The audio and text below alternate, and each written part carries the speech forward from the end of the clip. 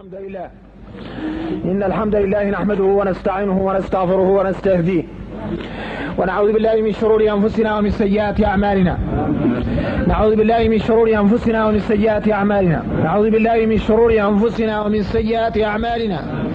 من يهدي الله فلا مضل له ومن يضلل فلا هادي له. أشهد أن لا إله إلا الله وحده لا شريك له وأشهد أن محمدا عبده ورسوله أرسله بالهدى ودين الحق ليظهره على الدين كله ولو كره المشركون. والصلاة والسلام على أشرف المرسلين سيدنا محمد وآله وأصحابه وأزواجه وذريته ومن اهتدى بهديه إلى يوم الدين. سبحانك لا علم لنا إلا ما علمتنا إنك أنت العليم الحكيم. سبحانك لا علم لنا إلا ما علمتنا إنك أنت العليم الحكيم.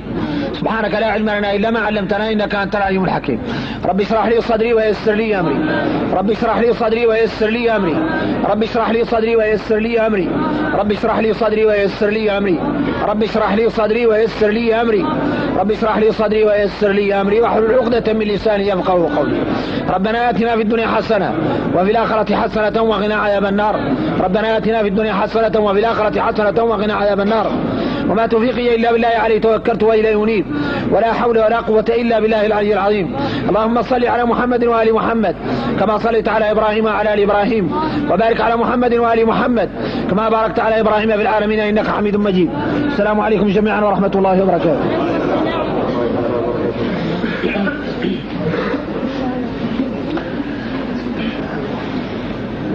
الليلة إن شاء الله نينا بدون تمشملات ليالينا اللي نعدلوا في الفقه المالكي. حدمكم ما يدور المذهب المالكي جاي ماشي. ما نقدر نقول ودعناه المولانا بيا اللي ماني راضي عن عمله. يا غير نقدر نقول عنه اللي تم الشتوف لا مقام لكم فارجعوا. وحد يدور هذا اللي مشاو عليه علماء المذهب المالكي وبالذات على اللي اعتمد الإمام عبد الرحمن الصغير الأخضري ذا الكتاب المعروف عند كهلات موريتانيا وكهولتهم وصغارهم وبواديهم اللي قالوا الأخضري شهرته هو اللي نتباركوا معاه انتم ونقدموا معنا الصو نضمن ان شاء الله ان نبين بعض معانيه ليستفيد منه الجهال. واللي منكم عالم قاع ومعدل انه عالم موطفه يقيسوا بلا يدخل الحلقه ما هي معدله له. ما هي معدله الدرس ما يعني الناس اللي معترفه بالنا شهله والناس اللي معدله على انها علماء يوك عندهم خطاب اخر. يا غير الواعر عندي لا يعود الواحد منعة والشبعان هو بيت فلوسع ومنعة وما هو شعان هو كاتر الشفاف. يعود متخطي الأخضري ومتخطي ابن عاشر ومتخطي المختصر خليل والكفاف وغيره وهو من نفسه لا يحسن طهارة ولا استيجاء. هذا هو الخلب ذاته. القاه متكبر عن الطعام حتى يموت بالجوع وعن الشراب حتى يموت بالعطش وعن معرفة الفقه عن طريق أصحابه وفرسانه لأن يشيل مولانا لا يحسن عبادة ولا معاملة. وما أكثرهم في زمننا. زمننا اليوم آفة طارية في الزمن في الدين خطيرة. في الشباب هجروا التعلم على العلماء وهجروا كتب العلماء وفهم العلماء وهمهم هم يأسوا تركوا مذاهب العلماء المشهود لهم بالعلم والورع وأسهم قاع فهم من رؤوسهم ما هم مجتهدين ولا هم قاع قريب منها بل شهلة. وعاد الواحد اللي يعتمد على ظاهرة الحديث ظاهرة ايه ويقوم يبط يقول لك انا ماني قابل فهم العالم الفلاني ويعبد مولانا على فهمه هو شاهد. هذا هو عين الهلاك يا عباد الله. لا تنغروا اللي منكم الشاب واللي منكم غير. يغان نتعلم على العلماء المحققين وعاقب لكن نعود عندي اهليه واتلفهم النصوص ونعرف اراني نفكر نحقق يعني نعرف ذاك اللي منه الصح نتبعه وذاك اللي يضعف نخليه عني. يا غير شاهد اعمى ماشي وحده معناه انه يدور اول حاسس فيه وي حفره يطيح فيه وي صدرايه تنتو وي وتتردمه لانه اعمى ولا عنده حد يقوده. طيب انتوا معايا؟ هذا اللي نقروا هو فهم العلماء. مرة يجيبوا فيها دلة ومرة ما يجيبوا لنا نص لا من الكتاب والسنة وإن شاء الله أي مسألة كاملة شبتها لكم من التاليف دور نحاول إن شاء الله إذا عاد عندي فيها دليل من كتاب الله نقول لكم، وإذا عاد فيها دليل من كتاب من سنة رسولنا صلى الله عليه وسلم نقول لكم، وإذا عادت اللي جبرت فيها لا فهم العلماء نقول لكم مستنبطين من كذا.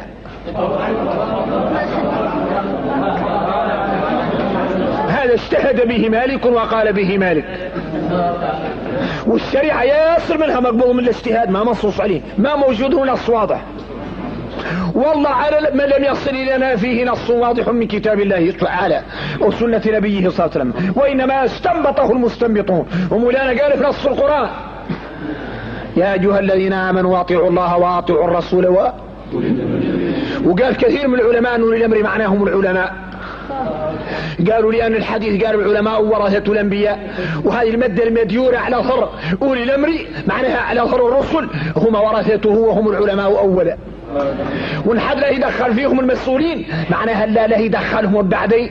أول من يدخل في أولي الأمر العلماء الراسخون في العلم، والدليل على أنهم العلماء الراسخين هم أولي الأمر جابهم مولانا ولا هذه لا أولي الأمر منكم، لا انت تقرأ من القرآن والله ياك وانت تقرأ صورتك التمين تتلقى لك آية صحاح لك تقول لك عنك أولي الأمر المستنبطون.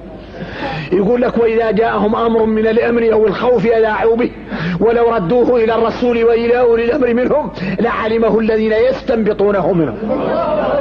والاستنباط معروف أن استخراج الأحكام من أدلتها، وذاك فن العلماء للسلاطين. ولذلك اختلف الصحابة والتابعون من هم أولو الأمر، قال طائفة هم العلماء العاملون كمالك والشافعي وأحمد والمجتهدون المحققون، وقال طائفة هم السلاطين الذين يحكمون الناس بالعدل وكل له حجته ولا تعارض، فأولئك هم فرسان الدليل وأولئك هم فرسان السلطة حتى لا يترك الناس يعيشون فوضى بلا مسؤول وبلا راع وبلا ضابط، وكلها عنده ولي أمر من جهته. لكن أول من يدخل فيه هم العلماء العاملون المحققون. مفهوم؟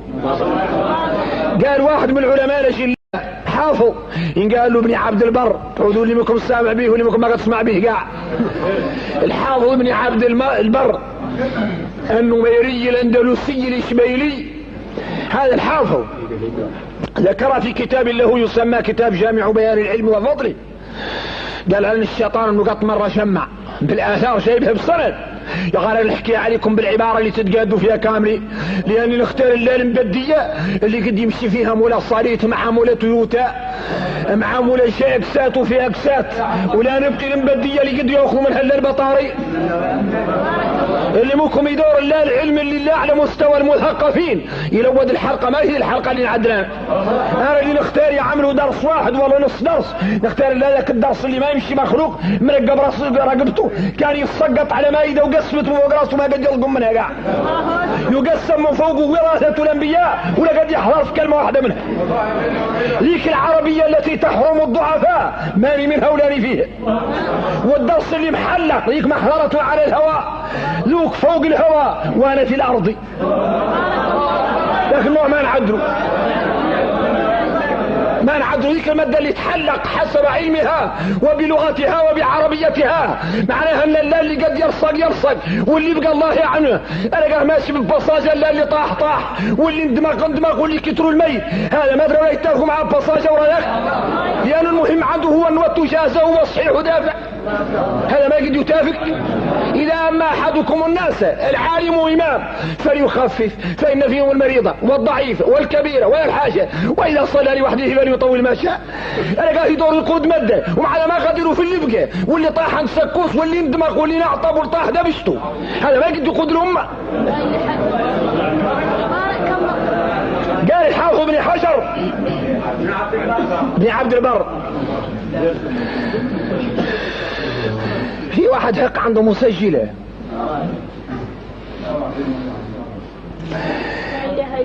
قال الحافظ بن عبد البر للشيطان انه اجتمع باولاده، خلوكم من الكلام دون تعليق، انه جمع باولاده قال لهم يا اولادي انا اختار نقول لكم شيء، قالوا حتى نختار نسولوك، انت نختاروا الصولوك اولاد الشيطان شمعوا مع ابوهم الكبير اداه بابا. الشيطان ما يلقى منه التركه كامله مش اولاد الشياطين، ما اولاد ابليس، وجمع بطريقته اياك يدارس معاهم اهم طريقه يقد يضلوا بها الناس. وفي نقاشهم هناك قالوا له احنا يا والدنا فاطرين لك على انك تركز على الشيء ما هو مهم وتترك شيء مهم. قال لهم كيفاش؟ قالوا له فطروا لك انك تركز الله على العلماء. العلماء قبالهم وهم اللي متبارك معهم الدار تضللهم، وياسر من الناس تعبد مولانا قانتين وساجدين وصلايين وعبادين ويصوموا ويذكروا ويصدقوا ويعدلوا ما لكم ركز عليهم. قالوا له يا الشيطان انت قاعد لعله قاعد يفوتوك الناس لا يدخلوا الجنه قاعد بالعشره. جالتك التم تبارك معاهم قالك تشطانهم عن ذكر مولانا وعن الصلاه وعن من العباده المعدري ولا فطروا لك مركز عليه الا العلماء. قال لهم ايوه راني سمعت المشقرين علي، دلوني، قال لهم دلوني على اعبد احد، انقروا لي واحد مركزين انتم عليه على وشه الارض اللي عندهم العباده ما يقد الصح، وخلوا بيني معاه شوفوا يا اولادي ان عاتلكم اسرائيل يعدل، نعتوا له واحد على وشه الارض اللي يعدل من العباده لا كانه لا شيء على مدار الساعه 24 في 24 لا يفطروا عن طاعه الله. قالوا هذا هو اعجب لكم حد في العباده؟ قالوا له والله. قال لهم شوف لنا ينعدل. جاءه يسلم عليه على صورة راجل، ابليس مرة يعود يتصدر في المرصى، مرة يعود على صورة راجل يشيك يرد عليكم رده، وطلن انه واحد قاعد من يهد اشرة هو ابليس، هذا بور خاسه كامل المقاطع. لا حول ولا قوة. جاء على صورة راجل ويسلم عليه وتوب طريقة مطابقة وقال له قلت له انا اختار السولك، لا هو واحد في العباد لا يصلي والله لا يمكن. قال له اختار السولك سؤال، قال له تفضل. قال له تفضل، قال له اختار السؤال سؤال واحد، قال له تفضل ايوه. قال له من درى؟ قال له كان مولانا جل وعلا ربنا جل وعلا هل يستطيع ان يجعل السماوات والارض في بيضة يدخلها بيضة ولا تدقدق؟ والله قاعد يجيها بيضة وتوف بيض الديوك تعرفوه كان السماء والتراب كامل يقدروا يدخلوه بيضة. قالوا العابد هذا ما يصح ما يصح بطر راسه ما هو معقول، كيف يقولوا موريتانيا ما هو معقول يبط راسه وانت قاهرك معقول. قد سمعت اميها تتكلم مخلق من ماء مهين، قد سمعت الماء يتكلم، اميها تنفقع، اميها تخاصم، اميها تبيع وتشري، اميها تجادل، اميها عالمة، اميها تصلي، اميها تشرع، اميها تجاهد، اي تعادل ما نبته.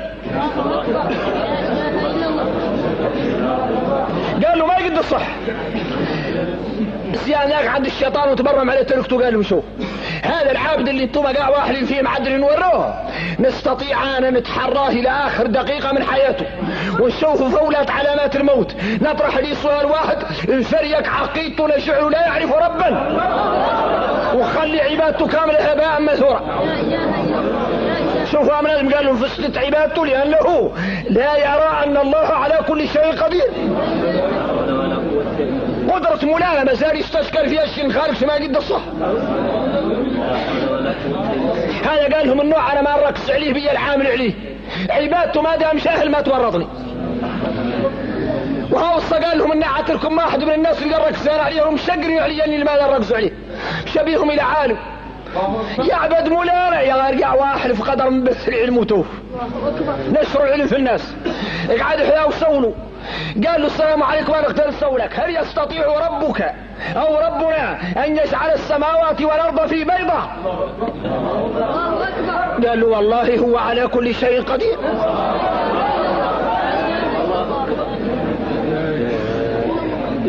ارجع من عنده الشيطان ما لافت التراب وجاء اولاده قال له شوف هذا مرقص هذا النوع قال لهم ولا ركزان عليه بهلي ما نقد نفسد عليه ذا عنده بصحة العقيدة وبصيرته مولانا وعقبك يفسد علي الناس يعلمهم العقيدة إيا كان ما تيجي نقد حصل منهم شيء وهو ما اللي واقف من دون راسه ما هو قاعد يقرب. هذا النوع هو عينته والخايفان منه ونختار نضلل العلماء بيلين نضللهم من الأمة قال لك الأقسام تبيتي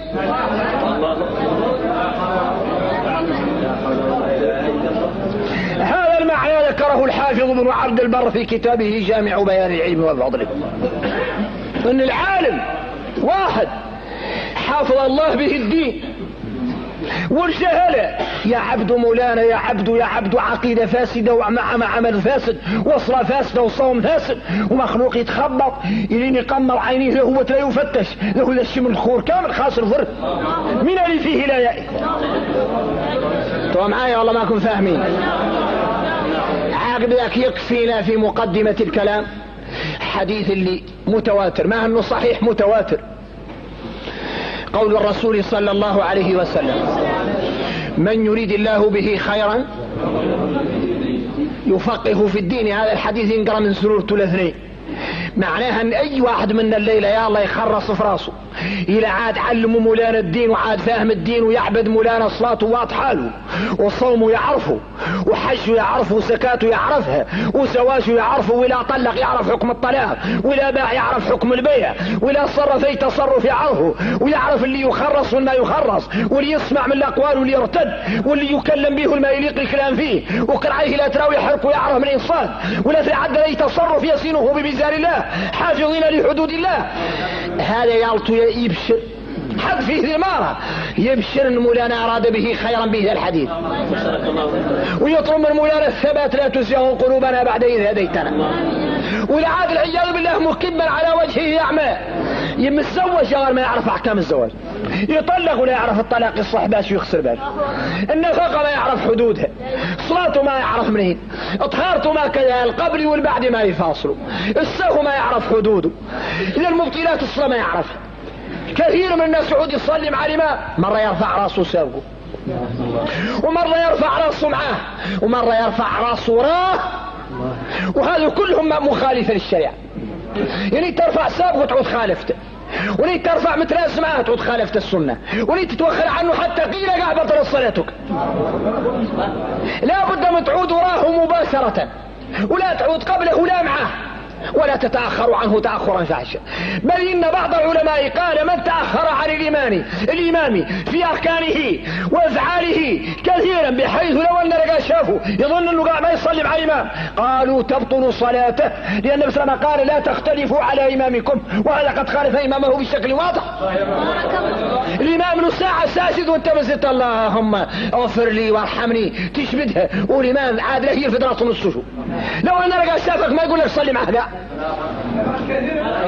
هذا قل المولانا تصلي تمثل ما هوانك صفوف على صفوف، ما فيها واحد قاعد يضبط حتى متابعة الإمام في جزء من أجزاء صلاة، ومعنا يقول ماشي وانا صليت، هو جاي المسيد وجاي يصلي في الجماعة يغير أعماله كاملة فاسدة به اللي لم يفقه الله في الدين.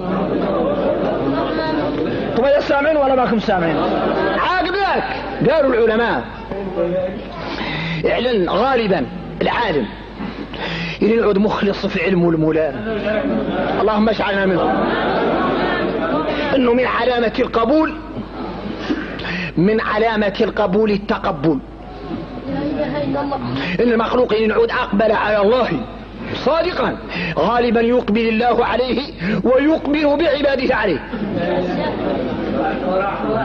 واحد يألف تاليف لهيالك الأمة تلود الكلمة طاحت منه بهاشبه اللي لما أقبل على الله حقا أقبل الله عليه وأقبل بقلوب عباده إليه. تبحر هما قاعد أصدين في الشدور، قال لك ما هو منهم مكينتهم ورقل يشور ذا المخلوق. هذا كتاب سكيرين قالوا الأخضري هي شهرته النسبة المنسوب لها مولا التاريخ، مولاه قالوا عبد الرحمن الصغير واحد من الجزائر، كتاب تقد تديره في التحتالي من اللي بنتك، ومعايا تلحق الكهلة تسقم صلاتها اللي عليه، ولا كهل مسقم صلاته اللي عليه، ولا قال يا مخلوق مولانا حكما كلمة في كتابه إلا وعندها شاهدي عدل من كتاب الله ومن سنة نبيه. يا غير الجاهل لكن يحدلوا الشعري في الحمى، الجاهل مولا الحمى انت متان عليه يعود الى سفلته من السكر يقول لك ذا ما فيه الطعمة، من ذا كان السكر ما تلحلو احلو ولكن المرض يذهب بالطعم. ولذلك من علامات قوة الإيمان من ذاق طعم الإسلام، معناها ذاق طعم الإيمان من لاحظوا خالق اشهدوا وخالق راضية، خالق واحد قال اشهدوا يا غير فيه تبع عريصة مزال ورضي عاد مدوب المولانة وزين عنده ذا يرضي مولانا هواه تبعا لما جئت به. عاد الله يقطع الإيمان حبب إليكم الإيمان ما هي المؤمنين مؤمن يا غير يتم يتقرب المولانة يعني يضوق طعمة الإيمان يعود ما تلاقي تفصل معه لو قطع على معضل. وهذه درجة من الإيمان مترقى مع الصلاة. ثم فاهمين ولا ما كن فاهمين؟ هذا التالي اللي نقروا إن شاء الله ولا نتقدموا معاه معدل عبد الرحمن هذا الصغير الأخضري واحد من الجزائر وموريتاني الدين شايها إلا من مرقب ما فيها نتاج للدين. يعني نجيس النحو ذا قابل الفيت بن مالك محمد بن مالك واحد من دمشق سوريا. انت تقبل التفاسير اشهر اللي عندها ابن كثير واحد من سوريا. انت تقبل الفقه اشهر اللي عندها خليل مختصرا معدله اسحاق المالكي خليل بن إسحاق المالكي هذا مصري عسكري يظل يقاتل في سبيل الله ويعطي أيام دايما يعدل فيهم التاريخ يعلم بها الناس لمولا. خليل بن إسحاق المصري الجندي المالكي يظل يقاتل الكفار يدور يطردهم عن بلاد المسلمين وفي نفس الوقت يعطي ليالي ملي وأيام هو يألف وأعطاه مولانا للقبول. شراح اللي عليه ما تكاد تجبر منهم واحد موريتاني إلا قليلا ولا أجبرت هو لك لاقط إلا من كل الكتب الأخرى إلا تابع لهم فقط. هو لك الحطاب واحد من ليبيا تخرص جنون ورخوني هو مالك من المغرب. تخرص ابن عاشر هو لك من الأندلس إسبانيا حالة. تخرص ابن أبي زيد القرواني صاحب الرسالة واحد من تونس. تخرص الأخضري هو لك من الجزائر وتبحر موريتاني تخرص القراءة احنا نقرأ بقراءة نافع واحد من أهل المدينة تلميذ على مالك واحد من أهل المدينة تبقى موريتاني مصفرة ما عندها قرعة هذا وقسم من فوق رؤوسها قاع وهي مجمعة. إذا موريتاني مستورد الدين كامل أصولا وفروعا. الله يا غير هذا ما يضر. المهم ان مدى جاه الحق تتلقى له توف وتستقبل وتعود الوصاء إذا عاد اسبق فيها راهي كيه المهاجرين ولا عادوا جاه وراك تستقبل اللي كيه الانصار تعود لا تزقلن بين كارتين مهاجرين والانصاري. النبي صلى الله عليه وسلم اسبق في المهاجرين وقراهم نقر مكته وعقب لقى من عندهم وجاء المدينه ذوك اللي بسبدا فيهم من قال لهم المهاجرين وذوك اللي استقبلوا من قال لهم الانصار. والمهم بعد ما تنبلص من الكارتين والله تبايا ما هو داخلكم فاهمين. إذا ما عليهاش معناها أن هذا العلماء وذو الفقهاء اللي عندنا ما على بس وصولهم جاية من هك يعني هذا ما يقدح فينا. تعلموه العلماء وعبدوا به مولانا ينعادوا لا من عباد مولانا الصالحين. اللهم اجعلنا منهم اشرنا في زمرة عبادك الصالحين. طيب إذا هذا الكتاب راح يتقدم معاه إن شاء الله كلمة بإذن الله تعالى. واسمحوا لي بعض الأوقات دور انت بنحاول ونوضح لكم حتى ونشرح وربما قاعد يقبل مني ذاك من الوقت ويعود حكم الشريط ياكل فيه من الأخضري اكثريت ما هو الأخضري الأصفري والأحمري ومرة زاد نرجع بكم إلى الأخضري وانت من لا فخضار وذاك نستقلوا فيه ومرة نمشوا عن الإخضراري إلى الأصفراري والأحمراري. بهل الشريعة إذا مررتم برياض الجنة فارتعوا وحدا يرتع الشحل ولا شمالك يتم يلقم الله ويلقم الله يعني بعد المهم يتم الله في القدح ما يحرك عنه لعل واحد يقول هو قاع هذا ما هو الشرع ذاك عندك انت. إذا فهمتوه هذا اخترت نقول لكم في المقدمة والله يصلح لنا البدايات والنهايات. أخفضوا صوتكم يسلمكم كان الناس يضاحل هذا اللي قال بسم الله يبدأ لنا بالنوم. اخترتم اللي النوم هو عايد أصلا هو عدل نفر يغار نومه واحد ينقال له الشيخ عبد الله والحاج حمى الله الغلاوي اللي نوم الرسالة نومه قال انه اياك يسهل على الناس وجزاهم الله جميعا خيرا عن الاسلام وعن المسلمين. اقبلوا نومه اياك انه قد يصل في الناس موريتاني ظهر يرصقوا فيها الكفاء والطلع والاشياء كامله تبقى لا المردة المصبوبة تتفلت عليها والنوم من طبيعته الوقت يرصق فيهم من النهر. فلذلك اكثر علماؤنا من نوم المذهورات اياك قد يتافقوا الناس فجزاهم الله عنا خيرا. بسم الله والحمد لله والصلاة والسلام على رسول الله. بسم الله، تفضل. بسم الله والحمد لله والصلاة والسلام على رسول الله وآله وصحبه ومن والاه. كيف قلنا على رسولنا؟ بسم الله. يقول عبد الله الشنشيطي يشتري بعقده الموهوم من تبر الأخضري. قال انه هو هذا عبد الله وللحاج حمى الله، اللي هو الحاج حماه الله، وهو هذا العالم الجليل القلاوي اللي ناظم رسالة ابن أبي زيد، وبالتالي نظم كثيرا من النصوص إذا كانت السهل. قال أم اللي عقبتني نظمت رسالة ونظمت ابن الأخضري ندوروا كانوا يتالي مع الناس، وقال اعلنوا لحقوا مذهور، وعبر عن المذهور بالتبر. هو خالق الذهب الفات وعدلوا منه أخراص الذهب وعاد تديروا المرأة، وخالق الذهب المفرفر اللي من الدقيق كأنه شبر التاليف اللي من الدقيق تبارك معاه هياك يا الصنع والصناعي قد يتفق معاه ينداركيه دايران المرأة اللي الذهب. يقبل قال تبري الأخضري معناها الحق ومذهور، ما قد يتفق معاه بطل ومامته ياقي قد يتفق مع الناس. ايوه قول. ورب من عقد اضطرارا حسنه لعلني انال الاجر والزنا. قال على انه عدل هذا معقودات معناها زاد انه عدل فيه النوع من النظم اياك يعود من التالف، وعلى انه قصده بيوم ذاك اياك يسهلوا على المبتدئين وياك اللي يجبر به الاجر عند الله. هدفوا به واحد منهم منفعه العباد والتقرب الى رب العباد. نعم. الحمد لله مرب العالمين ثم الصلاة والسلام. الحمد لله مرب العالمين مرب العالمين. قالوا انه اول شيء يبدا به بعد بسم الله الرحمن الرحيم انه حامد مولانا حامد، وانه اللي حامد لانه هو اللي رب العالمين، هو اللي رب الكون كامل، العالم وكل ما سوى الله. قالوا على ان هذا الكون كامل علامه على مولانا، هو عالم في نفسه وعلامه على خالقه، وان هذا الكون كامل كله دال على مولانا، ما في شيء ما يدل على انه. ولذلك يقولوا العلماء البلغاء انك نجي الخلوات وتجبر دار مبريه على انك قد تعرف مولاها قدر من المعرفه، انت ما قد شفته. خلوا الكلام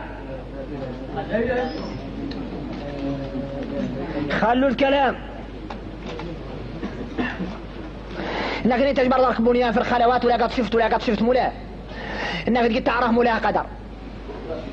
دورتها تشوف تخرص العدل إلى عاد متقن تقول هذا بعد عدال وما هو عادي بيفهملو السيج ليدو زين اللي عدل. ولا عاد بنيان متطور دور تقول هذا من آدم اللي بعدل ذا قادر. ونشوفهم هندس وهندسة ما هي عادية وعدلوا نظام متقن تقول هذا عالم. ونشوفهم فتح في كواوة تقول هذا قطعا ورحيم به اللي خلف شاف وجل المخارق اللي تسكنه. وتقد تقرأ من خلاله العملي بعض الدلالات الدالة على صاحب العمل ولو لم ترى صاحب العمل. وأن ولله المثل الأعلى ربنا لا تراه الأبصار ولا في حد شافه، ومع ذلك نستدل على الله بمخلوقاته لأنها تدل على الإله الذي لم نره. والله ما فهمته. قال أنه حامد مولانا لمرب العالمين، والرب هو السيد وهو المالك وهو المدبر وهو الذي يطاع وهو الذي ينفرد بالعظمة دون غيره. معاني السيد كثيرة في الشريعة الإسلامية، مرة المالك مرة المدبر مرة المربي مرة. قال إنه مربي العالمين. قال إنه في البداية حامد مولانا. لماذا يبدأ بحمد مولانا؟ قالوا إن يعود القرآن اللي كله بركة يبدأ بالحمد، فكأن الله يقول يا عبادي أنا افتتحت كلامي بحمدي، فكيف تبدأ أنت وما حمدتوني؟ فلو كان يستغني كلام عن بدايتي بالحمد لاستغنى كلامي عن الحمد. هذا ما واضح معناها ما يلا حد منا يقول كلمة ويجي ما قال الحمد لله الحمد لله أولا وأخيرا، لأن بداية كتاب الله اللي له الحمد في السماوات والأرض بدايته بالحمد، معناها دعوة وإرشاد للعباد أن لا يبدأوا بأمر ولا بقول إلا وسبقوه بالحمد، لأن ذلك يجعل فيه بركة وأدبا مع الله. وقالوا ما اللي فيها تفاؤل أنك إن تعود دائما تبدأ بالحمد يجعل الله عاقبة أمرك حمدا، يجعل الله عقوبة عملك وأقوالك محمودة. ولذلك قالوا علم أبو طالب وقيل عبد المطلب إنه يخلق له النبي صلى الله عليه وسلم وفق مولانا لسه ما قطعت في العرب ما قطعت فيها محمد. اللي يخلق النبي صلى الله عليه وسلم وتراوي يسرقوا العود عليه هو يسمى باش. قال لهم شدوا عبد المطلب انه يسميها انا محمدا. قالوا له كيف تسميه باسم ما عرفته العرب؟ قال لهم ارجو ان يحمده اهل السماء واهل الارض. نختار عود الناس كامله تثني عليه في الخير، فوفقه الله لاسم جليل فجعل الاسم مباركا عليه وعلى من عليه. خرصوا لي ذلك كم يحمد مولانا على بعثة النبي صلى الله عليه وسلم، وكم فيه هو من المحامد يحمد عليها رب العالمين، شيء لا يطال لا يحصى عددا. خرصوا لي ذلك كم يحمد مولانا على بعثة النبي صلى الله عليه وسلم، وكم فيه هو من المحامد يحمد عليها رب العالمين، شيء لا يطال لا يحصى عددا. قالوا فالأسماء مرة تكون سبب السعادة، حتى يقول بعض العلماء أنه هو إن قال له محمد عليه الصلاة والسلام، وأمه إن قال لها آمنة فيها معنى الأمن، وأبوه إن قال له عبد الله، ولما رضعته بار يسكن عندها حليمة، يعني تجمع الحلم مع الأمن مع الحمد مع العبودية، تطلع قاع من الفايزين.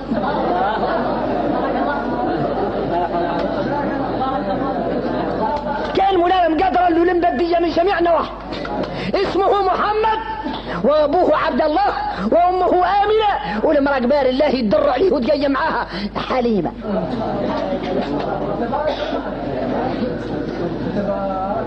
مفهوم؟ إذا معناها أن الله تعالى يختار. شوفوا مري الاسم مرة يعود دافع عليك. قالوا أبو لهب اجتهد وأهله سماوه لهب، أبو لهب، وأبو جهل سماوه أهله وعادوا يكنوه. قالوا أبو جهل كان فيه من الجهل، لا إله إلا الله. وأبو لهب دار له مولانا يمروا في النار على اسمه، عاد هو أبو لهب ويصلى نارا ذات لهب، عاد لهب يطرس في لهب قدر في النار. ولذلك كان النبي صلى الله عليه وسلم يدخل على أهل الإسلام ويعود اسمه ما هو طيب يقبض ويغير، يخاف عليه من الأسماء القبيحة، فقد يكون اسمك علم عليك، دليل على أنك صادق شو ذاك المعنى. والله ما كن فاهمين ذاك. طيب إذا نقول مرب العالمين، فيه ملاحظة سابقا نمشي عنها. هذه الشريعة ما يفرفر منها رواية، ما عادة لكيه الورقة المعلومة اللي تصبع منها التي. كذلك أما اللي معاني الشريعة بها الكثرة ما تتسلاه طوق طعمتها ما هي كل كلمة منها تعود قراية قاع.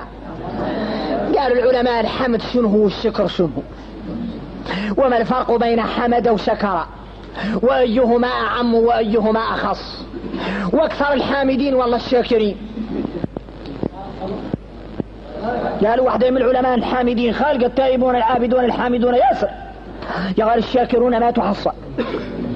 ولذلك قال ربنا وقليل من عبادي الشكور، قال ما قال وقليل من عبادي الحامدون. إذا معناها من يحمد الله كثير، يغير من يشكره أقل من القليل. ولذلك سليمان هو وداود يصب عليهم ولا نشب النعمة ملكا لا ينبغي لأحد بعده، قال لهم اعملوا آل داود شكرا. يا عيال آل داود باركم الشكروني لأني أعطيتكم النعم لا فوت أعمالكم ما تقول تشكرون. قالوا العلماء أيوة الحمد، من كان حد يقد يحمد حد، قالوا ما أنا الله قلت تحمد الله مولانا، يا غير تقد تشكر مولانا وتشكر واحد هاي، ما تقدر تقول أحمد فلانا وأحمد فلانا. عند بعد كثير من العلماء وبعضهم يجوزك، قالوا وحدين آخرين لكن الشكر يصح لله ويصح لبعض عباد الله، والدليل على أنك تقدر تشكر المخلوق وتشكر الخالق. مولانا يقول أن اشكر لي ولوالديك، فلما ذكر الوالدين في الشكر دل على أن الشكر لله يصح والشكر للوالدين يصح. يا غير احمد لي واحمد الوالدين لا. فهمتوا؟ قالوا ايوه من ذا الحمد بالله المولانا كيفاش؟ قالوا مولانا يحمد لياته ويحمد لعطائه. مولانا تحمده ما بيك انه عدل لك صبه، حتى الكافر اللي يمشيه في النار يحمده، هو قيس النار. الكافر يحكم عليه بالنار وانه قيس النار ورحمة مولانا ما حضر فيه يقوم يحمد، لأنه وجد من عدل الله ما لا يوصف، فيشعر من نعم الله بشكل ما قد شوف. ولذلك ختم الله ملف المحاكمة يوم القيامة، قال وأشرقت الأرض بنور ربها ووضع الكتاب وجيء بالنبيين والشهداء وقضي بينهم بالحق.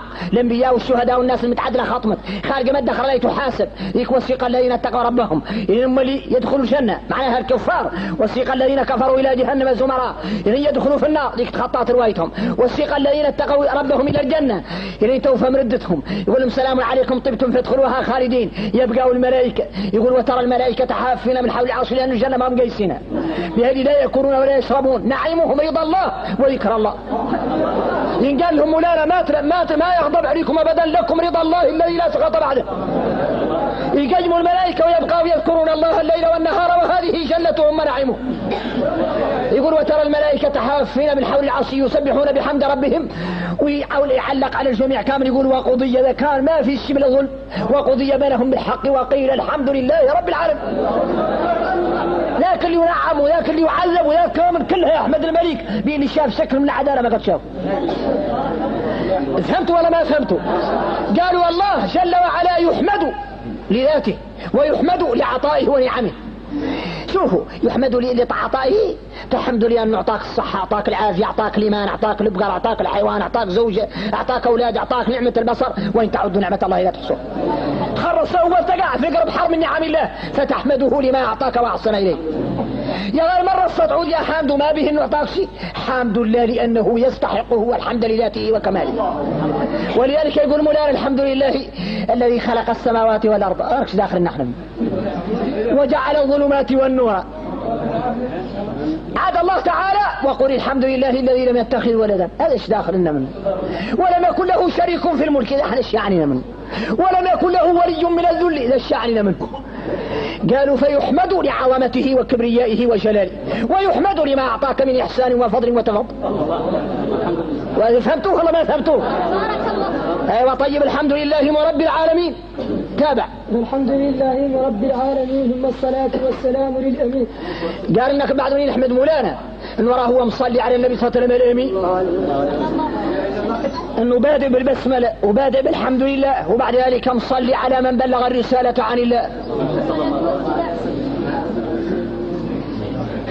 انه مصلي على رسولنا صلى الله عليه وسلم النبي الامين وصفه بالامانة لانه بلغ عن الله. كافيكم اللي خالق مرة قالوا له بعض الصحابة قالوا له يا رسول الله إنا نكتب عنك في حالة الرضا والغضب أفنكتب عنك في حالة الرضا فقط؟ قال لهم اكتبوا عني في كل حال. اكتبوا عني في حالة الغضب والرضا فإني لا أقول إلا حق. وقت غضبان متقاد هي وقت ما يغضب به اللي مولانا قال ما ينطق وما ينطق عن الهوى إن هو إلا وحي يوحى. ما يقول كلمة يعملوا فلان ساخر يقدح إلا في أمر يرضي رب العالمين. ولذلك الصحابة تموا يلقطون سنته إن عادوا يعقبون السنية يقولوا ضحك حتى بدت رواجده يمورون الضحك إن يضحك كانوا يلحق الدروس والله يلحق الأربعين والله الناب. يقولوا كان إذا حدثنا بكذا تبسم يموروا المواقف اللي يتبسم فيها. ويقولوا كان إذا وقع كذا غضب حتى تحمر عيناه. يمورون خطرات وخلاجاته وضحكوا وأين ينتهي ومن أين يبدأ من شدة الاتباع ومن شدة الالتقاط يخلصوه. يقولوا وكان مضطجعا فجلس كان يتكلم معانا فغضب يراقبوا حركاته به يعرفون ذاك اللي عدى الكامل في مرضاة رب العالمين. اللهم اجعلنا كذلك. نعم سيدنا محمد إمام رسلنا والأنبياء الختام. قالوا نصلي على النبي صلى الله عليه وسلم الأمين سيدنا وحبيبنا وقدوتنا وإمامنا وشفيعنا راشد ذاك من مولانا انه مصلي على هذا النبي الكريم اللي اعطاه مولانا ذا من الفضل واعطاه المقام المحمود الذي يحمده اهل الارض واهل السماء يوم القيامة. تعود الناس حاصرة كان ما يعرف وين يصد اللي يتوجه هو فيهم يبدأ الحساب. ناس قاع المطيع والفاجر حاصرين كامل ما هم جابرين كلمة اللي يتوجه هو يبدأ المشاكل ترحل. صلى الله عليه وسلم. سجد الصلاة من الله رحمة ومن الملائكة استغفار ومن الآدميين دعاء وتضرع. اللي نقول إن مولانا أنا مصلي عليه لكن معناها على أني رحمت وأعطيت. ومنه قوله تعالى بشر الصابرين الذين إذا أصابتهم مصيبة قالوا إنا لله وإنا إليه راجعون أولئك عليهم صلوات من ربهم. ونين قال لك صلت عليه الملائكة معناها دعوا له بالاستغفار معناها أن يغفر له. ومن الآدميين معناها يا رب متوجهين لك انك ترفع مقام النبي صلى الله عليه وسلم وتديره اعلى عليه. يقد هون واحدين منكم يقولوا احنا قاعد نطلبوا النبي صلى الله عليه وسلم، شو نطلبوا له؟ هو اقرب منا المولانا وافضل منا ورشنا نعطات له ويغفر لك الله ما تقدم من ذنبك وما تاخر، ولسوف يعطيك ربك فترضى، وللآخرة خير لك من الاولى، وفتحنا لك فتحا مبينا، ولعاد الهدايه يهديك صراطا مستقيما، ولعاد النصر وينصرك الله نصرا عزيزا، وعلمك ما لم تكن تعلم. احنا قاعدين نطلبوا له. قالوا تعبدنا الله بذلك ولا بد ان يكون للدعاء تأثيرا. تعرفون الذي امرك الله ان يخلق، قال اللهم رب هذه الدعوة التامة والصلاة القائمة آت محمدا الوسيلة والفضيلة وابعثه مقاما محمودا. والصمد وعده قاع كافي، ابعثه مقاما محمودا الذي وعدته. انك لا تخلف الميعاد، ما دام مولانا لا يخلف الميعاد هو فيتوعد به. احنا طالبينه ليش؟ والله ما فهمتوه. قالوا المولانا امرنا باننا نطلبوه في اللي لا يعطينا والما هو عاطينا، لانه قد يعود عكان له يعطيهن يا غير بالشرط الدعاء، واذا لم يقع لك اذا لقى يعطيه مولانا لحريفه يا غير بالشرط يحرف، لا يعطيه الزراع يا غير بسبب الشرط يسبب، لا يعطيه الولد يا غير بالشرط يتزوج، لا يعطيه العافية يا غير بالشرط يقيس الطب ويتداوى، لا يعطيه يسمع يا غير بالشرط يوكل، لا يعطيه يوقد عنه العطش يا غير بالشرط يشرب. الله يعطي ولكن قد يربط العطاء بالسبب. والله ما فهمتوه. طيب نعم باب العقيدة. نعم تابع. باب العقيدة. أول واجب على المسلم تصحيحه إيمانه ويعرفه. سابق نقص العقيدة شوي والله باطل الكلام عليها. فهم ملاحظة السلام وخلق الصلاة على النبي صلى الله عليه وسلم والسلام، ما معنى الصلاة وما معنى السلام؟ تو معايا والله هو لكم بالمناسبة مولانا يصلي على كل مؤمن. قال مولانا هو الذي يصلي عليكم وملائكته ليخرجكم من الظلمات إلى النور، إياك يشرح صدوركم ويزيدكم إيمانا ويمكن في قلوبكم الإيمان. إياك يعود الواحد مثلا يشك في مولانا ولا يفدينه. يا غير الغريب أن مولانا يصلي علينا وملائكته، ولا يليق بنا أن نقول اللهم صل علينا كما صليت علينا. هو يصلي علينا لكن لا نصلي على أنفسنا. وقال الصلاة النبي صلى الله عليه وسلم إن الله وملائكته يصلون على النبي. النبي انساد علينا احنا قال يا أيها الذين آمنوا صلوا عليه وسلموا تسليما. ذكر أنه يصلي عليه وذكر أن ملائكته يصلون عليه وأمرنا أن نصلي عليه. وأما في حقنا نحن قال هو الذي يصلي عليكم وملائكته ولم يأذن لنا ولم يقل لنا صلوا على أنفسكم كما صليتوا عليكم. فهمتوا يا الكلام ولا ما فهمتوا؟ هذا تعودوا ما كنتوا فاطرين له. هو الذي يصلي عليكم وملائكته، أخبرنا ربنا أنه يصلي على سائر المؤمنين وملائكته كذلك، ولكن لم يأذن لنا أن نصلي على أنفسنا. وأما في حق الرسول صلى الله عليه وسلم فقد أخبر عن نفسه سبحانه بأنه يصلي عليه، وأخبر عن ملائكته بأنهم يصلون عليه، ثم أمرنا أن نصلي عليه، فصار يصلي عليه ربنا جل وعلا ويصلي عليه ملائكته ويصلي عليه كل مؤمن بالله إلى يوم القيامة. كم لا يجبر النبي صلى الله عليه وسلم الصلاة المولى ما هو شيء قد يتصف. ايوه تابع. السلام بقى ما قلت لكم فيه. قالوا عن السلام وهي العربية واسعة بشكل غريب، وهذا هو اللي يسعى الواحد منكم ما يجد يعتمد على الكتب يا شباب ويا رجال. انا قاعد يقبل العلم من الكتب هو الضلال بذاته. الكتب ما يقبل منهم العلم ولا تقبل منهم الشريعة. يا غير شيخ العلم وقراها لحد من العلماء ولين يفوت يفاصل لك ايديه قيم، لان عاد عندك ميزان، عندك رواية تفاصل بها بين القول الصحيح والقول الضعيف والقول المهجور والذي عليه عمل الأمة والذي هجرته الأمة. ومرة يعود معنى واضح من القرآن والله ظاهر من القرآن وجميع المسلمين تقريبا ما عملوا به. تبارك الله. ظاهر من القرآن يا غير ما ينعمل به. قال الحافظ ابن حجر في فتح الباري ان مولانا قال المنطراح انها تعود ما هي معك، ان تعود معك انها محرمتك. وحرام عليك يا غير لاحظت كلام القرآن على انها تقعد ما هي معاك على ما يحرام عليك. قال حرمت عليكم امهاتكم وبناتكم واخواتكم وعماتكم وخالاتكم وبنات الاخ وبنات الاخت وامهاتكم اللاتي ارضعنكم واخواتكم من الرضاعه وامهات نسائكم وربائبكم معناها من تقراح اللاتي في حجور زوجاتي ذيك اللي منكم ايدها طويله ولا اشرح لهم ذاك وهم اللي ما سولوه وسمعوها بعض زوجات النبي صلى الله عليه وسلم وتوم الصامتين عقب توفى النبي صلى الله عليه وسلم وانتقل الى الرفيق الاعلى راضيا مرضيا.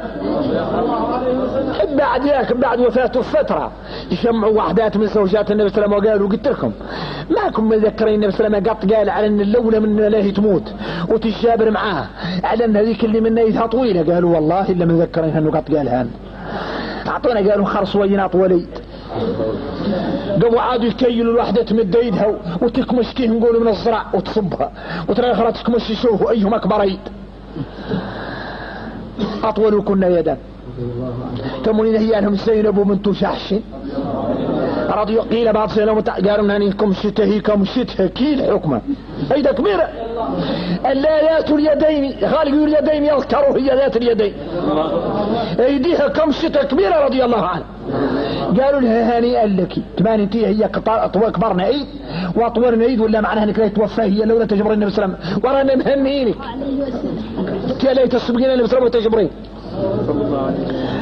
مش زمان وجواح تو ما معاد سنين توفات سودة وقاع بنت سمعة سودة واحدة من زوجاته قصيرة ويدها قد حاجة من البمب صغيرة يبقى عبروا عنها شو قلت لكم انا حاجة من البمب وحقته يلا من الدناء انا معبرها لكم على زاد نقول لكم اما لله قدر تفاحة نص ثلثينكم دور يبقوا تفاحة شنو يا اخو يا غير اني نقول حاجة ونقول قاع بمبي والله كذا يعود اغلباس حاجة واضحة ونقول بنانة واضحة انا قهر يعبر المادة لو بدل هالعبارة تتقاد فيها كاملة سمعتوا ولا ما سمعتوا قالوا نهيتها لا قد حاجة توفات هي الاولى قالوا وحدات من زوجات النبي صلى الله عليه وسلم ايش كيفتوا من ادمة توفات هي الاولى والنبي صلى الله عليه وسلم قال ان الاولى منا لا تموت كل اطول كنا يدا وهي اقصر كنا يدا واصغر كنا يدا ليش كيفتوا عادوا امامهم حقيقتين واحدة النبي صلى الله عليه وسلم سمعوه قال ويعرفون يا اخي قال حق وعبد اخراعه فلقى ما اللي توفى يدو يسقي عادوا باحرين كيف يوفقون او يوفقنا بين هذا التعارض الواضح. رجع ما يعرف الشريعة ما يشيء بالفرصة عادوا يلودوا كانهم يشبروا معنا قالوا اطالعوا على السودة هذه الصداقة ان كثيرة الصدقة والعطاء للمحتاجين قالوا اطول كنا يدا احسن انه نريد على بابها وهي اكثر كنا عطاء لان العرب تقول له يد كبيرة او عظيمة بمعنى عطاءاته لا تنتهي. عادوا يلودوا لها مفردات اللغة العربية لان اكتشفوا على ان اليد هم فهموها فهم وليست هي مراد النبي صلى الله عليه وسلم. انحلت المشكلة. طبعا فاهمين ولا ما كن فاهمين؟ طيب يقول بيت روحة انتهت خلاص يعني خلاص اول واجب هذا كنا نقول لكم الا مقدمة نوع من احد له حد هام يدخله موضوع يعدل له مقدمة يا غير اول واجب على المكلفين يمكن قاعدنا مكلفين انتم من الليلة تقعدوا انتم مكلفين كنتم معكم صايمين قاع والليلة القادمة ان شاء الله هنا نتفاركم عادي قاع اول واجب واللي منكم كامل ما يبقي يسمع لي شيء يتغنى ان شاء الله يعني يسمع وساخ وذني تعرفوا معنى شنو عندي لا مماسحة ما على وهرتو معناها يسمع اقوال العلماء والدليل عليه اياك انه يتقى مولانا في راسه ما يضيع راسه. انا غاية عندي كامل نتوافقوا على لا اله الا الله ومعنى لا اله الا الله ونتوافقوا كامل على الحق ونعودوا لا تظلمون ولا تظلمون ونعودوا غاية الحق وتتبعوه لعل واحدين يسمعون الكلام يقولوا كيف كلام يقضوهم عناد الشيطان. لا لا لا، احنا ندور لا نتعاونوا كاملين على الطاعة اللي ممكن ما كان فاهم نحاول نفهمه، لكن بعد نعرف ونبين له عذر العلماء، وان هذا اللي يقرأوا العلماء كهلاتهم وكهولتهم وشبابهم ومحاورهم اعلنوا يأوون الى ركن شديد، وانهم متمسكين بالعروة وثقة، وانهم هم اللي موجودة الأدلة اللي تدافع عن اقوال. حتى إذا قال ابن عاشر لو لم يكن قدم وصفه لزم حدوثه دورا تسلسلا حدم، ولا قال لو لم يكن قدم، هذا كامل لو لوحده يحكوا فيها، وان هذا كلام من كلام المتكلم الكلام، وعلى انه باطل، وانما هو في العقيدة كذب. هذا كامل مقبول من آيات من كلام مولانا مرة يتكلم انه واحد لا شريك له، مرة يقول ان عنكم ناهي نعطيكم الأدلة العقلية مثل الأدلة النقلية، أراني قلتها لكم بالكلام ولكن نعطيكم دليل خرصوا قاعد بعقولكم. يقول لهم ما اتخذ الله من ولد وما كان معه من إله، أراني قاعد قلت لكم انه ما اتخذ من ولد ولا معه إله واحد ولا شريك لي. إذا أنتم ماكم سامعين هذا القول تعالوا من يناقش معكم بالعقل. إذا لو كان معي إله آخر لا يهب كله إله بما خلقه ولا على بعضهم على بعض، سبحان الله عما يصفون. ومرة قاعد يعبر لهم بالأول من ابن عاشر. ابن عاشر يقول لو لم يقول مولانا لو كان معه آلهة كما تقولون إذا لابتغوا إلى العرش السبيل سبحانه. معناها إذا أنتم قاعد لا عقولكم استعملوا عقولكم إذا تبقوا صادقين بالقول المجرد من ربكم. أنتم ما فهمتوه ولا ما فهمتوه؟ انتهى الدرس. استغفر الله اللهم لك الحمد حتى ترضى، اللهم لك الحمد كما ينبغي لجلال وجهك عظيم، اللهم لك الحمد كله ولك الشكر كله ولك الثناء كله ولك المجد كله، لا أحصي ثناء عليك أنت كما أثنيت على نفسك. اللهم صل على محمد وآل محمد كما صليت على إبراهيم وعلى آل إبراهيم، وبارك على محمد وآل محمد كما باركت على إبراهيم في العالمين إنك حميد مجيد. يا ربنا يا ذا الجلال والإكرام يا حي يا قيوم يا حنان يا منان يا وهاب يا فتاح، نسألك اللهم بجميع أسمائك ونسألك اللهم بجميع صفاتك، اللهم إنا نسألك بذلك كله لا تترك لنا أنبا إلا غفرت، وتجاوزت عنه بلا حساب ولا عقاب ولا عتاب، وسائر والدينا ومحبابنا ومن له حق علينا إنك سميع مجيب، لا تترك لنا أنبا إلا غفرت ولا هما إلا فرجته. يا ربنا لا تترك لنا هما إلا فرجته مع العافية والسرور عاشر إلى أرواحه، لا تترك لنا هما إلا فرجته ولا عيبا إلا سترته في الدنيا والآخرة. يا ربي لا تترك لنا عيبا إلا سترته، يا ربي لا تترك لنا عيبا إلا سترته ولا هما إلا فرجته ولا عيبا إلا سترته ولا دينا إلا أديته ولا عدوا إلا كفيته ولا مرضا إلا شفيته ولا مكروها من جميع المكاره إلا أجرتنا منه. وآخر دعوانا الحمد لله رب العالمين. صل اللهم وسلم وبارك على سيدنا محمد. من يهدي الله فلا مضل له ومن يضلل فلا هادي له، وأشهد أن لا إله إلا الله وحده لا شريك له، وأشهد أن محمدا عبده ورسوله أرسله بالهدى ودين الحق ليظهره على الدين كله ولو كره المشركون.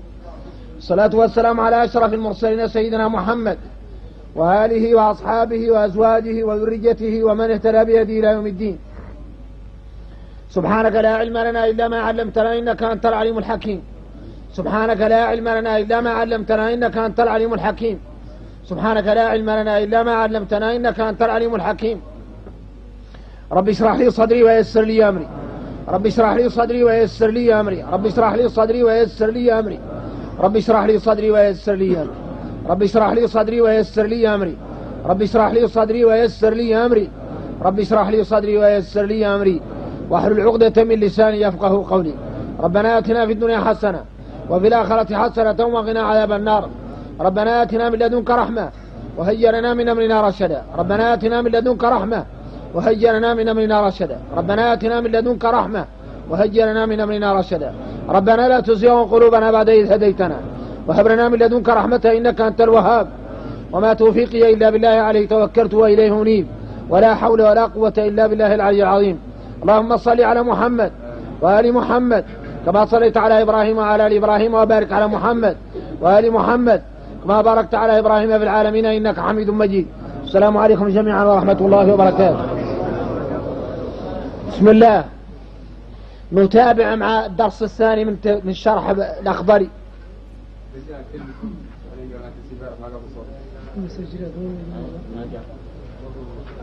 بسم الله.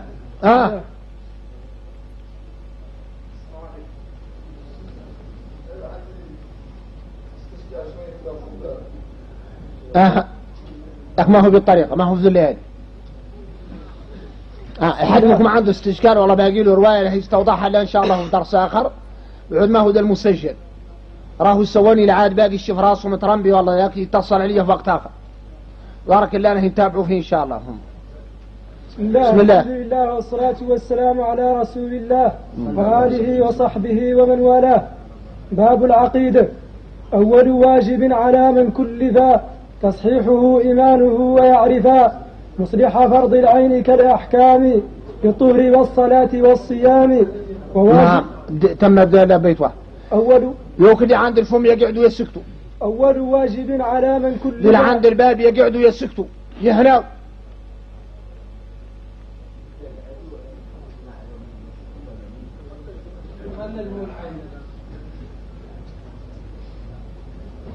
أول واجب على من كل ذا تصحيحه إيمانه ويعرفا.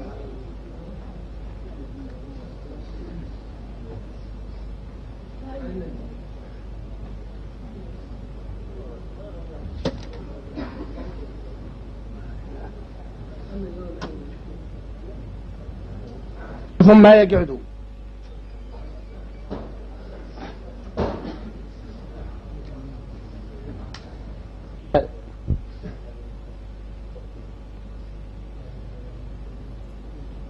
نعم بسم الله.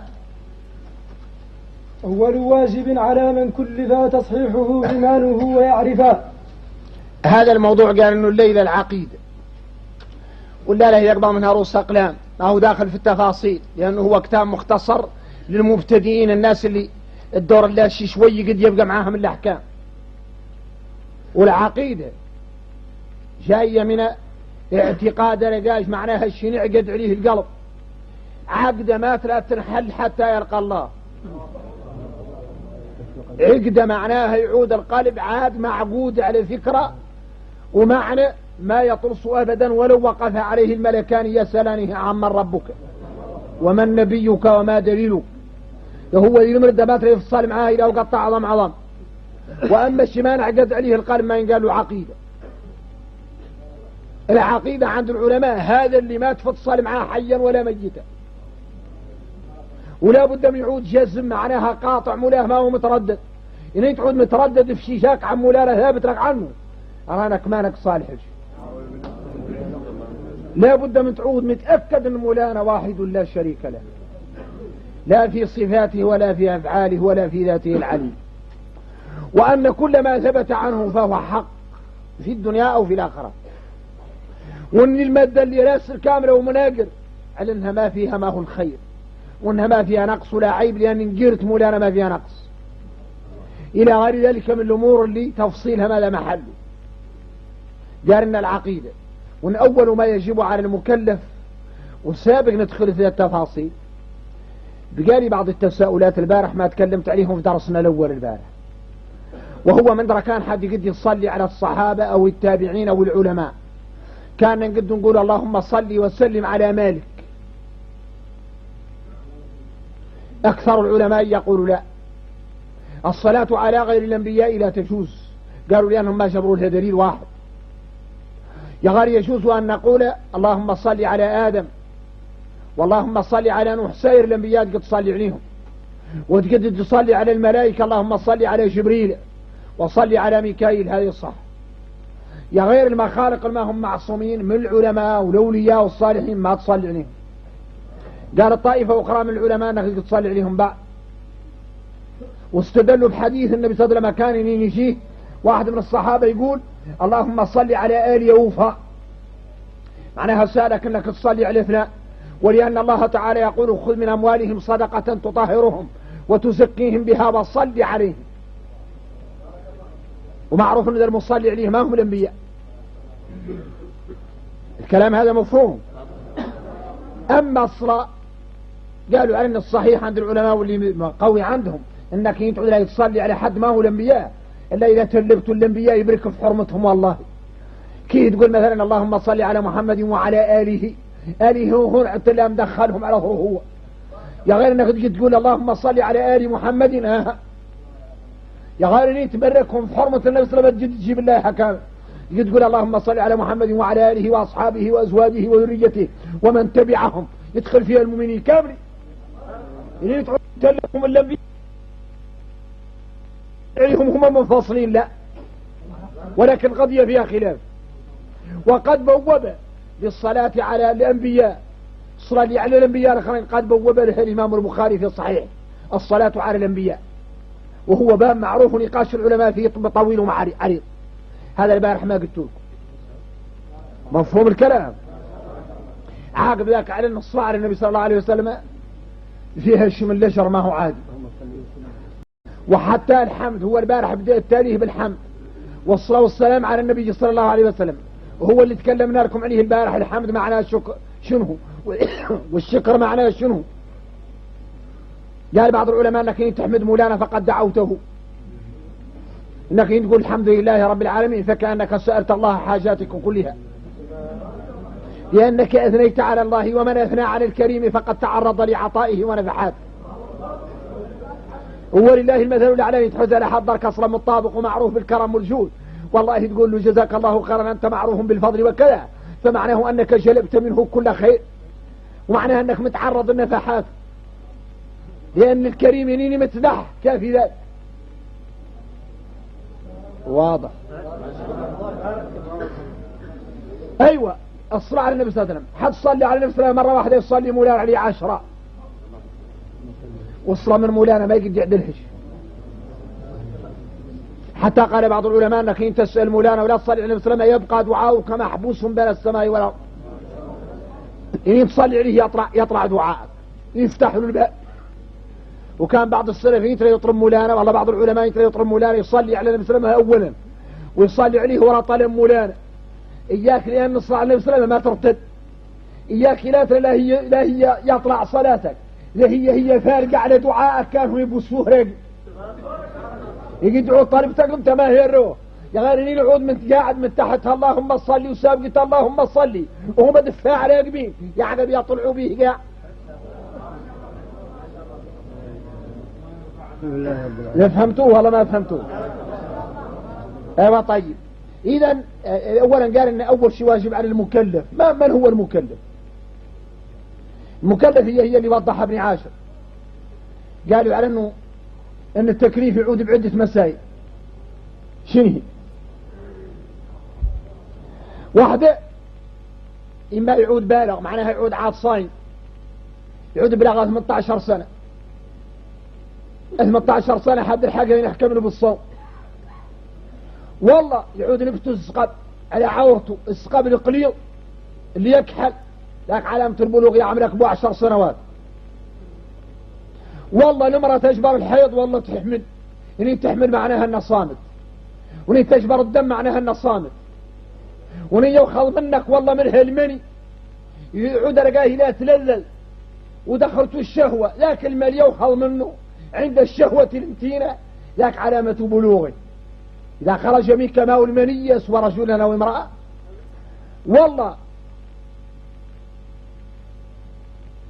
والله نفتوا الشعر الغليظ على العانة اللي هي على جلة العورة اللي فوق اللي يمت عليها السقب، والله بلغت 18 السقب القليل، والله 18 والله حاضت المرأة، والله حملت، والله خرج منك والله من هالماء اللي يخرج عند الليلة الكبرى. هذه كلها علامة البلوغ، معناها انك عد صايم. يا غير تجي تعود صايم وانت مانك مكلف، يجي تعود جاب رزقك، والله ابوه 18 والله ماشي منك الحيض منها الحيض، والله حامل والله كذا، يا غير فم خال الاخر وهو انه ما هو عاقل. لا بد كله تكليف بالشرط العقلي، لا بد من يعود فيك ما يرى التكليف وفي نفس الوقت عقلك سليم من الآفات. إذا عد قاعد فيك علامات البلوغ وانت من نفسك مانك عاقل، في خلل في عقلك، يرفع الملائكة عنك الأقلام ما يكتبوا عليك لأنك مانك صالح. فهمت الكلام؟ طيب هذا على وجه التقريب. هو لا قال إن أول ما واجب على المكلف، والواجب على المكلف غير ما شرح أن التكليف شو التكليف. هاي المسائل اثنتين منهم يخصوا بالعلاج، والأخرات مشتركين بين الرجال والعلاج. هذا اللي يخصوا بالعلاج اللي هو الحمل والحيض، وإن شاء الله الديمقراطية والمساواة ما تقادكم على العليات. يعني يصبحوا الرجال بعد حاملين ومقاضوا عليهم الحيض، وواحد ماشي وزير قاي سبين إلهي ينفس، دور يطير لكم الدنيا.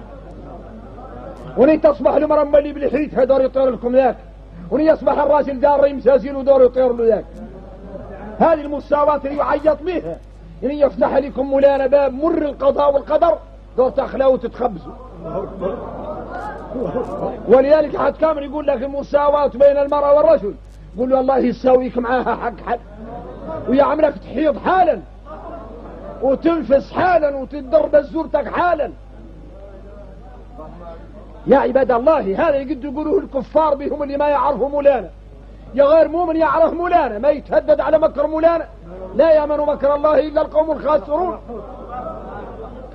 إذن يعود رقاه مكلف وعاقل، هذا هو اللي يعود مخاطر، وسابق يعود بالغين فيه علامات البلوغ ما يكتب عليه الملائكة خلوه، ولا يمشوا له قاع ملائكة يكتبوا عليه. هذا هو الذي هو المعتمد عند سائر العلماء، والله باطاغ أكثر العلماء.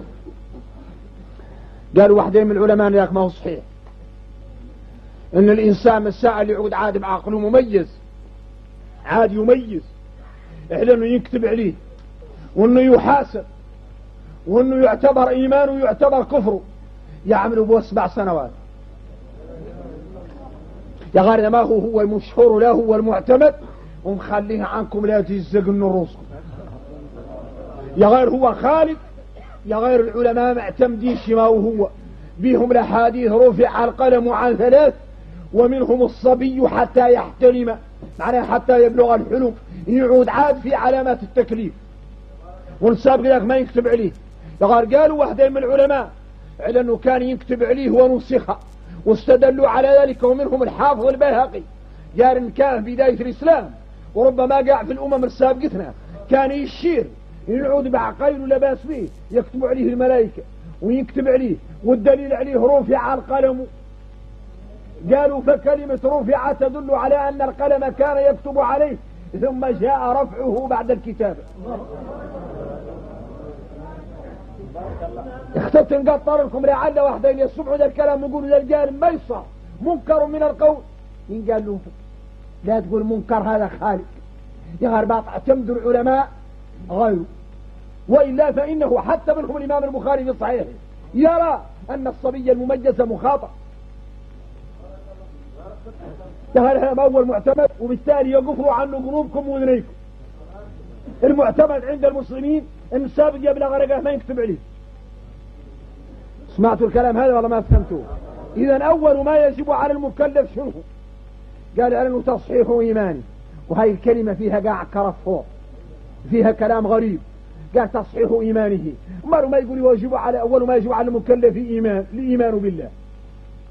قالوا لأن الإيمان أصل، وإن ما خالق رقاه ما عنده أصل الإيمان، يا غير مرة يعود إيمانه ضعف، وأما الخالق حد قاع ما هو منفصل وما يخالق.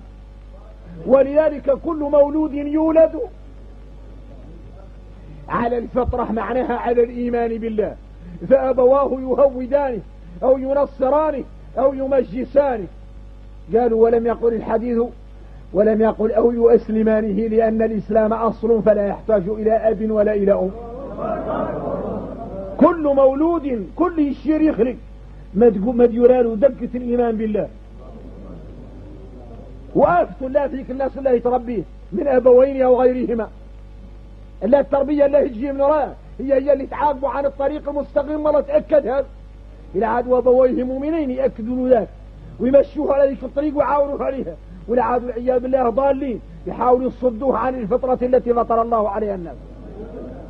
إذا لذلك عبر هذا الرجل رحمه الله عبد الرحمن الأخضري، هذا ابن عاشر المعروف صاحب، أقول لكم معناه صاحب الأخضري صاحب التاريخ، عبر بكلمة تصحيح إيمانه، لأنه يعتبر أن الإيمان موجود في النفوس.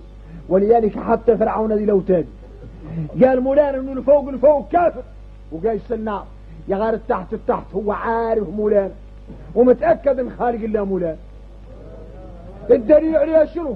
الدليل على أنه عند من أدركه الغرق وقال آمنت، ولا هو مالي ما هو متردد، آمنت أنه لا إله إلا الذي آمنت به بنو إسرائيل وأنا من المسلمين.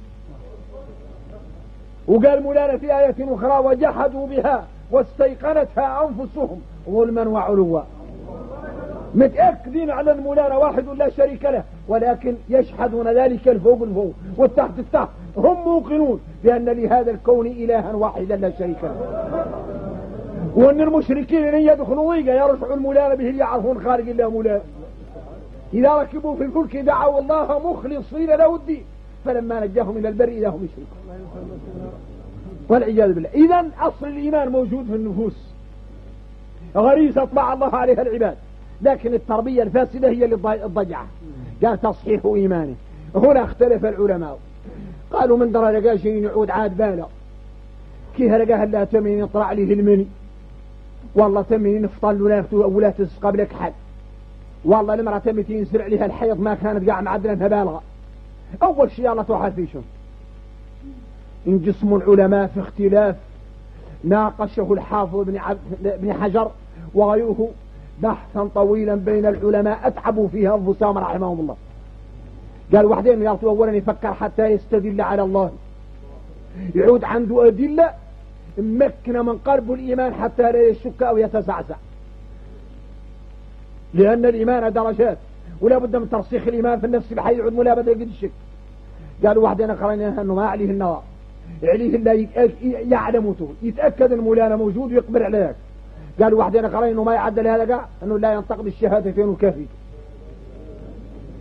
لوك اللي قالوا أنه لا يقول الشهادتين به أمرت أن أقاتل أحدهن مثلما أمرت أن أقاتل الناس حتى يقولوا أو يشهدوا أن لا إله إلا الله، فإذا قالوا ذلك فقد عصموا مني دماءهم وأموالهم. وأن المطلوب منهم يقولوا لا إله إلا الله. وأن الصحابة كانوا يتموا يقاتلوا الناس إن يقول واحد أشهد أن لا إله إلا الله يمسكون عنه بالسلاح. قالوا الخلطة الأخرين يرسل لا يفكره مولانا ويعرف مولانا، قالوا به اللي قال مولانا فاعلم أعلم هي لولا أنه لا إله إلا الله معناها فكره مولانا حتى تتأكد حدك تقول لا إله إلا الله واستغفر لذنبك ابدأ حياتك من جديد. وعلى هذا بوب الإمام البخاري أن أول واجب في الإيمان هو معرفة الله ثم النطق بلا إله إلا الله بعد ذلك. سمعتوه ولا ما سمعتوه؟ عاد بذلك قالوا وحدين يفكر في الكون ويستدل به ويشوف، استدلوا عليه بقصة إبراهيم خليل الرحمن. قال مولانا أنه مزاله بدايته هو شاب صغير ولا فات عاد مرسول. قال مولانا فلما جن عليه الليل ورأى كوكبا يخرص في آيات الله ليتأكد من أن الله واحد لا شريك له. فلما رأى القمر بازغا قال هذا ربي، عاد يتحرى القمر ان يطاح، قال ما يقد يعود ربي به إلا الرب ما يغي، لأن الرب يطيح حيوة خلقه من عنده تلك. قال لا أحب لا فينا ما نبقي شي يغرب شي زول ما نبقيه. فلما رأى الشمس بازغا قال هذا أكبر. فلما عقب قاعد وصل وقال يا قوم إني بريء إني وجهت وجهي للذي فطر السماوات والأرض حنيفا وما أنا من المشركين. بداية أمره وهو أبو الملة الإسلامية ملة أبيكم إبراهيم هو سماكم المسلمين من قبل، على أنه كانت التأمل والتفكر في آيات الله حتى وصل إلى اليقين عن طريق آيات الله. الكلام هذا مفهوم. إما أن يكون التفكر في آيات الله لتؤسس على عقيدة راسخة، وإما أن يكون علم يقع متقارب مع الأول، علم بالله وجسم تنطلق منه وتقول لا إله إلا الله، وإما أن تكون تقول لا إله إلا الله وتجزئك كما كان يكتفي النبي صلى الله عليه وسلم وأصحابته بمجرد لا إله إلا الله. الواحد عنده منين يقولها، يعود الواحد كان مشبر عليها خلطيه هنا. فهمتوها ولا ما داخلكم شيء؟ هذا اللي على وجه التقريب. أما القضية فيها من بلاحظ شيء يربط الراس. إذا تصحيح إيمانه يصحح إيمانه. ما معنى الإيمان؟ الإيمان في العربية إن قال له التصديق، حد مصدق بشيء إن قال له مؤمن به.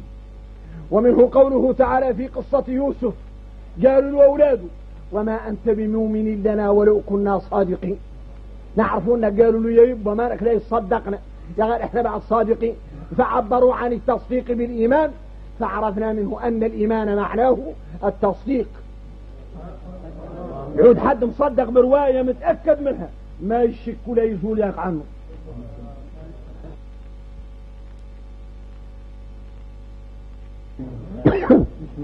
قالوا العلماء أيوة قالوا على الوسائل الإقبر تعود فيه الأسئلة، لأن كثيرا من الناس يقول لا إله إلا الله في الدنيا ولكن لا يقتنع بها. اللورة ما هي جاظة على قلبه. فيه قال مولانا ولما يدخل الإيمان في قلوبكم، الإيمان ما قض على القلب شيء قال على اللسان. عاد تعدل له حكم التفتيش ويوقفوا عليه ملائكة يهدوه. إياك اللي منها كان يقولها كلاما فقط يقوم يهربل. ولذلك اشار لها القرآن إشارة غريبة، قال يثبت الله الذين آمنوا به. هذه الآية تشير إلى أنك إن تعود كنت في الدنيا ثابت على الحق، إنك يعجب ينترك بالثبات في القبر، وإن تعود في الدنيا ما كنت ثابت عليه ما تجبر الثبات في القبر. إن ثبات القبر تابع لثبات الدنيا. ولذلك قال يثبت الله الذين آمنوا بالقول الثابت في الحياة الدنيا وفي الآخرة. إذا في الحياة كنت ثابت، وفي القبر يجوك الملائكة لا يهدوك. لو أنت ما عندك ما هو ذا الكلام اللي كنت تقول ما صد عنه هك ولا هك. من ربك ربي الله، من نبيك نبي محمد صلى الله عليه وسلم، ما دينك الإسلام، ما دليلك القرآن. ايوه إني يهدوك تاني تقول شنو هو من خارج الله. ما صد هك ولا هك بك اللي ثابت. مفهوم؟ إذا صحح إيمانه معناها يتيقن لا إله إلا الله وحده لا شريك له، له الملك وله الحمد وهو على كل شيء قدير. ما يشك فيها هك ولا هك. هذا تصحيح إيماني. يعود عاد عقيدته تصديق مولانا وإذا رجع من عنده ما يشك فيه أبدا. إلى وقت عظم ما يتردد، يعود قد يتردد والله يقول ما نعرف والله هذا مولما. ولذلك قال ابن عاشر عليه رحمة الله الإيمان جزم، معناها يقطع يتأكد يقطع ما هو متردد بالإله والكتب والرسل والأملاك مع بعث القول. معناها لا بد أن تتأكد وتقول بلسانك مع قلبك لا إله إلا الله وحده لا شريك له. أشهد أن لا إله إلا الله وحده لا شريك له، وأشهد أن محمدا عبده ورسوله، وأن جميع ما جاء به حق، وأن الجنة حق، وأن النار حق، وأن الصراط حق، وأن الموت حق، وأن البعث حق، وأن النشور حق، وأن الحساب حق، وأن اللقاء حق، وأن النعيم حق، وأن العذاب حق، وسؤال الملكين حق. كل ما جاء عن الله وثبت عنه حق لا شك فيه. إذا هذا تصحيح إيماني. كان سويناه قلنا له أيوة هو اللي يصحح إيمانه. ويبدو أن الأخضري عنده رواية أنه يختار المبتدئين ما يناقش معهم العقيدة لعل يضلوا. القربة تعود يابسة رقبتها ما ينصب فيها الماء يتم يقطر وينشاف من يلحق الماء. إن تبتل رقبتها حدها ينصب فيها يصل من الصب. أما إن تعجل عليها ما زالت يابسة رقبتها وتصب يدفق ما كنت تبقى هي يابسة. كذلك المبتدئين ورقاه ما قد تقرأ العلم يقرأ له شوي شوي اللي في اللي في اللي في اللي إن يعقل على اللي يكتب له الباي الباي الباي الباي إن يعتن على الباي التاي التاي التاي من فهمت لا يعقل على التاي اللي ما ينقصش عقل عليه، والباي تحته واحدة والتاي فوق ثنتين. إن يعقل عليها كم تعدل له السطرة وإن قال له شريها أيوة قرأ له في بليلة من فهم قال له بسم الله أيوة خلاص كافي بسم الله الرحمن الحمد لله رب العالمين. هذه البدايات شوي شوي هي التربية السليمة، وهي اللي مولاها يربي. والتربية هي تطوير المسألة من صغيرة إلى كبيرة، ومن مسألة عادية إلى واحدة أكبر منها، ومن واحد إلى اثنين، ومن اثنين إلى ثلاثة. وأما صب العلم في مكان واحد هذا مولاه ما يربي ولا يعرف تربية القلوب، لأن الإنسان خلق على 9 أشهر. قالوا فالله الذي يقول للشيء كن فيكون. إن عد الإنسان على 9 أشهر خلقكم أطوارا من سلالة من طين، ثم جعلناه نطفة في قرار مكين، ثم خلقنا النطفة علقة، فخلقنا العلقة مضغة، فخلقنا المضغة عظاما، فكسونا العظام لحما. قالوا يتفاوت ليش؟ قالوا ما دام ربنا الذي يقول للشيء كن فيكون خلق الإنسان متفاوت، معناه أن حد أهم يدخل العلم يعطي قري كتبات متفاوتين، وإلا فقد خالف أصله وخلقه. ما دام مولانا القادر عليك فوتك، معناه ان حد ما له علمك يفوتك. يا مفهوم ولا ما هو مفهوم؟ ولذلك الحديث الصحيح 40 يوما نطفة ثم يكون علقة مثل ذلك ثم يكون مضغة مثل ذلك. لماذا 40؟ كل ما يتطور بين تخلل 40 يوم ياك بعد قاعد يسكن خلقه، كل مرحلة يندار بينهم على فترة. هذا معناه أن من أراد أن يربي قلوب الناس فلا بد أن يفاوت في التربية والتعليم والتلقين. فلذلك البعض الأخبار يعادل أي صورته شوي شوي ونماجم على من كلف وعلى المكلف ويقطر جابني عاشر شوي ورق بيده عن ذاك، جات رسالة ورقمت عن ذاك، وعادوا هكذا يربون عقول المسلمين. كل مؤلف يحاول يزيد شوي على صاحبه يا غير ما يكسر المبتدئين. إن جاء واحدين منا احنا اليوم قالوا ما لهمش، هذا اللي يصبون ما عنده الدليل وما عنده كذا، يقطع بيك رجال جاهل ما يطول معاه. ولذلك رقماكم فاطن موريتاني انت لو يقرونا موريتاني كامل يتوقع يقروا التركة يقروها من عند سبح. لماذا ما يبدونها من الإسلام؟ عندكم ما يعرفوا المصحف صلاتهم طيب، ما لهم ما يبدو من ترتيب المصحف ويبدون بالفاتحة والإسلام. لو بدون بها خالك من الوقت ما ولا قاعد يتابع ودار يترك له الأيام الأولى وتلاميذ راسه قاسي عادوا يبدو به بالصور القصيرة كانوا لا طرح له يلحق مع الصورة قد يصلي بها المطيور.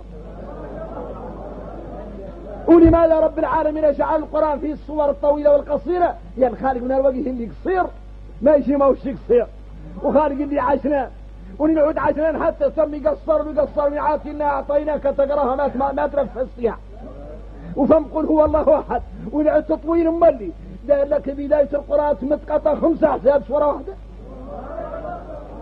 هذا كله تعليم التربية على جعل الله هذه الشريعة مفصلة تفصال يتناسب مع عقول الناس. نعم قول البيت روخة. قالوا أول شيء واجب عليه بعد الإيمان بالله أن يعرف ما يصلح به فرض عينه. العلماء قالوا الشغاريب قالوا أنفم الفروض أن جميع اللي فرض مولانا نوعين.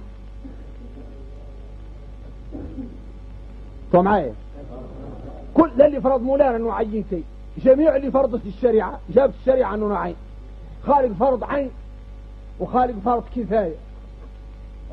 فرض العين هذا اللي ما يقدر يعدل حد عن حد. أنا أراك إذا صليت الظهر ما تقعد أنت وتقول أنا كافين أراه فلان صلى الظهر، ما يقدبوه رقاش يصلي عنه الظهر ولا اللي يصلي عنه العصر، لأن هذه فرض عين معناها على كل أحد. هذا ينقال له فرض العين. الفروض اللي على كل رقاك هي الظهر والعصر والمغرب والعشاء، والفروض اللي كفاية كافي منها حد عن حد في الصلاة على الجنازة. أنا ذرك لا تمتين قال للخالق فلان أنه توفى وصلى وعليه جماعة من المسلمين يقعدان مستراح ويقعداك اللي معاه المسلمين يستراح، لأنها مسألة يكفي فيها البعض. إذا اعتص حذانا رجال واشبع علينا الشمتون يا غالي لا قلت انت يرحمك الله قدنا نسكت. إذا قال واحد السلام عليكم يا جماعة المسلمين عاد واجب علينا نرد عليه به المولانا قال وإذا حجيتم بتحية فحجوا بأحسن منها وردوها، واجب علينا نرد عليه. قال واحد منا وعليكم السلام ورحمة الله قدوا حنا خلينا نتعشى والراحة. قال المسلمين استراح لأنها مسألة يكفي فيها البعض. إذا اعتص حذانا رجال واجب علينا الشمتون يا غالي لا قلت انت يرحمك الله قدنا نسكت. إذا قال واحد السلام عليكم يا جماعة المسلمين عاد واجب علينا نرد عليه به المولانا قال وإذا حجيتم بتحية فحجوا بأحسن منها وردوها، واجب علينا نرد عليه. قال واحد منا وعليكم السلام ورحمة الله قدوا حنا خلينا نتعشى والراحة. خالق أمور ما يكفي فيها رقاش عن رقاش، وخالق أمور إننا عدت البعض كافية للخير. هذا هو اللي يقول العلماء فرض كفاية أن يكفي فيه بعضنا عن بعضنا، وفرض العين ما لا يكفي فيه أحدنا نحن. مفهوم الكلام؟ ايوه قالوا بعض العلماء ان هذا التكليف اللي كنت نقولكم لا بعض زيادة لكم العادة ما هو لا يتخمكم قاع. شوفوا الناس ما هي واحد. قالوا العلماء ان خالقين خلقها مولانا على انه خلقها انواع، خالقين واحدين. انا قلت لكم على ان التكليف انه يخلق الله رقاع عطسين حال. قالوا الخالق من المخالق اللي يكلف عند خليقته كيه من آدم وحواء لا خلقوا أيوة قوموا صلوا. وكيه الملائكة لا يخلقوا ويقوموا يعبدوا الملك. مولانا ما فوت لهم، وخارج اللي ما يكله ما هو يعود عاد صايم معنا كيف نحن. وخارج مدة ما معروف حاله شنو كيه اللي خلق، كيف اللي خلق الجن لا نعرفه هل يكلفون بأصل الخلق أم يتركون حتى يبلغ الإنسان السن البلوغ كيف نحن يعيشوا معنا يا غير ما نعرفه، وضعيتهم ما نعرفه. الملائكة يكلفون بمجرد الخلق، وآدم وحواء لما خلقه الله بدأ يعبد، وحواء كذلك. وأما بقية أبنائهما وذريتهما ذوك يكلفوا أن يبلغوا سن معين. لا فهمتوه ولا ما فهمتوه؟ طيب إذا عرفنا بعد أن نصحح إيمانه، وعرفنا قضية أنه الأول ما يعرف هو مصلح فرضه. مصلح فرضه شنو؟ يا عباد الله خارج مسلم، هذا المخلوق جاء في الحديث على أنك عندما توقف بين يدي الله يوم القيامة وتراوي يفتشوك الملائكة، هو الإنسان يمر بتفتيشين، عنده حاكمتين للتفتيش أساسيات. أعطينا خير يا كام. واحدة منكم يقول يعطينا خير وما يحركوا قاعدة ما يعنيهم قاع، لكن نرد عليهم ردة وتوف واحدة من المقاطعات. هذا اللي رد عليكم هو مستقبلنا كاملي ودرسوا معاه كاملي، والمسار شاي والفات مضى. حاكمتين أساسيات، واحدة منهم حكمة مستورة عن الناس، ومن الحكمة فيها إياك اللي منها لا طف به مولانا إلى عاد له هربل والله ينهان، وإلى قيم العياط والله عاد فيهم ردة تعود مستورة عن العباد حتى لا يجمع له بين التعذيب والفضيحة، وهو نقبر. واحد قد يعود العياب له من يوم مات هو صواوي يطلع عياب عليه تنصب، والتفتيش الليل والنهار، والإهانة حتى يطهر في قبره فيبعث وقد غفر له. يجي يطلع له وقع ما فاطن الناس انه كان مهان. خارج منهم اللي يجمع له بين الإهانة في القبر وما بعد القبر ينشد، يعذب وينهان في قبر القبر وينفضح يا غير قاع ينحشر قدام الناس ياخذوا شهدوا عليه حتى يهان معنى وحسا ظاهرا وباطنا. يفسخ الباس ويشير في قبر المحشر ما عليه سلم.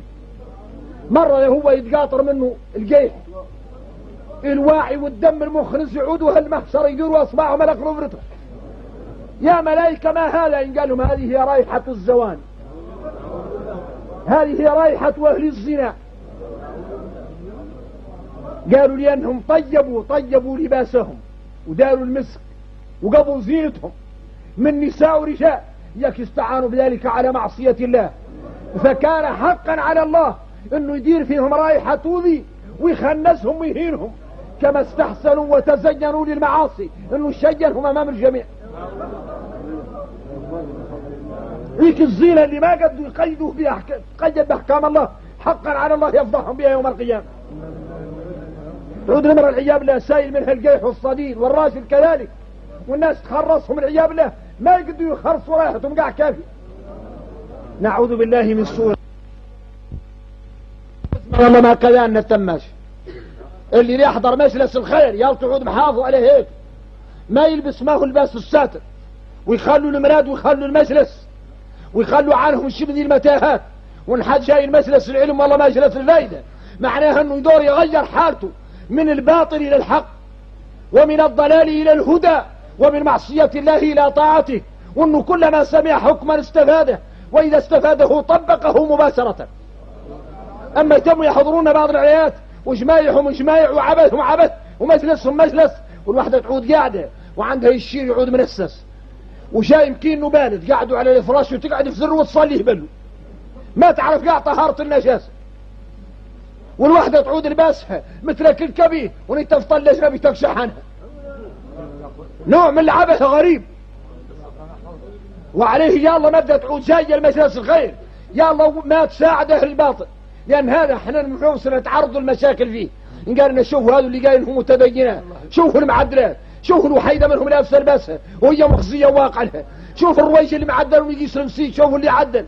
ويعود هذا تشويه الدين مولانا، وتشويه للناس اللي تقيس المساجد، وتشويه لأهل الدروس، وتعود حملة معدلة على الخير كامل. يلا كلها يغفر الطريق عن الإسلام، ما يعود مشي الإسلام من قبل. مفهوم الكلام ولا ما سمعته؟ إذا تصحيح إيمان عود لقاه بعد عليها تصحيح مصلح الصلاة. قالوا على أنه نعود يوم القيامة تنبعث الناس وترى الناس لا تناقش، يجيهم الخبر من مولانا ينقال لهم في قضية الحقوق أول شيء تبدأوا به من دركان دي مخالق فيها حد عليه روح، حد عليه روح عاقبوه إله ما مناقش معاه، لأنه شي يوم القيامة الإنسان اللي عليه روح مكتوب على شبهته آيس من رحمة الله،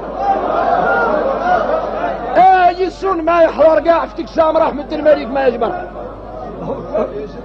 مكتوب على شبهته تقراها الناس هو مكتوب عليه انه عليه روح، لكم اهل الارواح حق.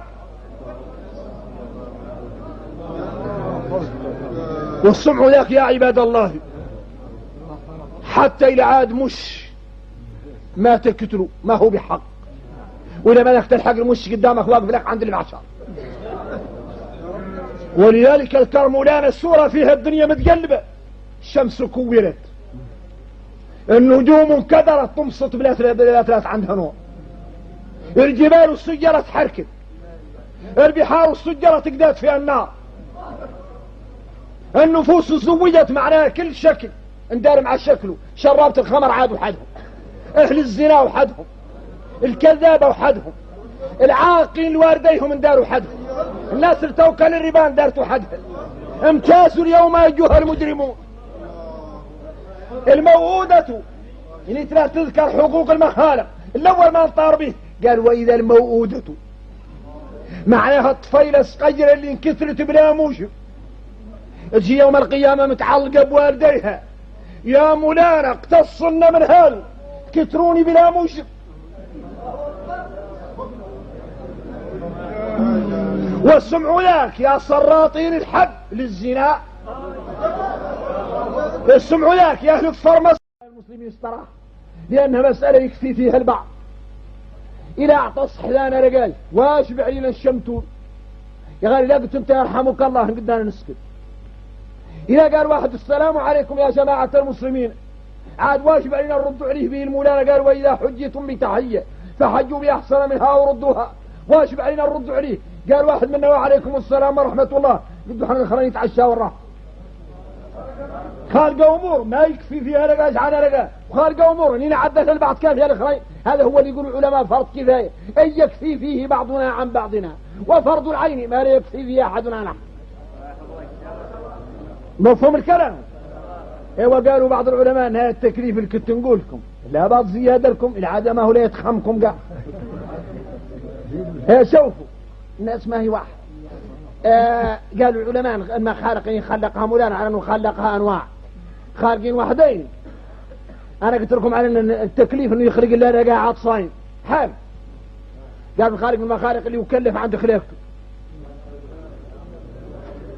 كيه من آدم وحواء لا خلقوا أي وقوموا صلوا،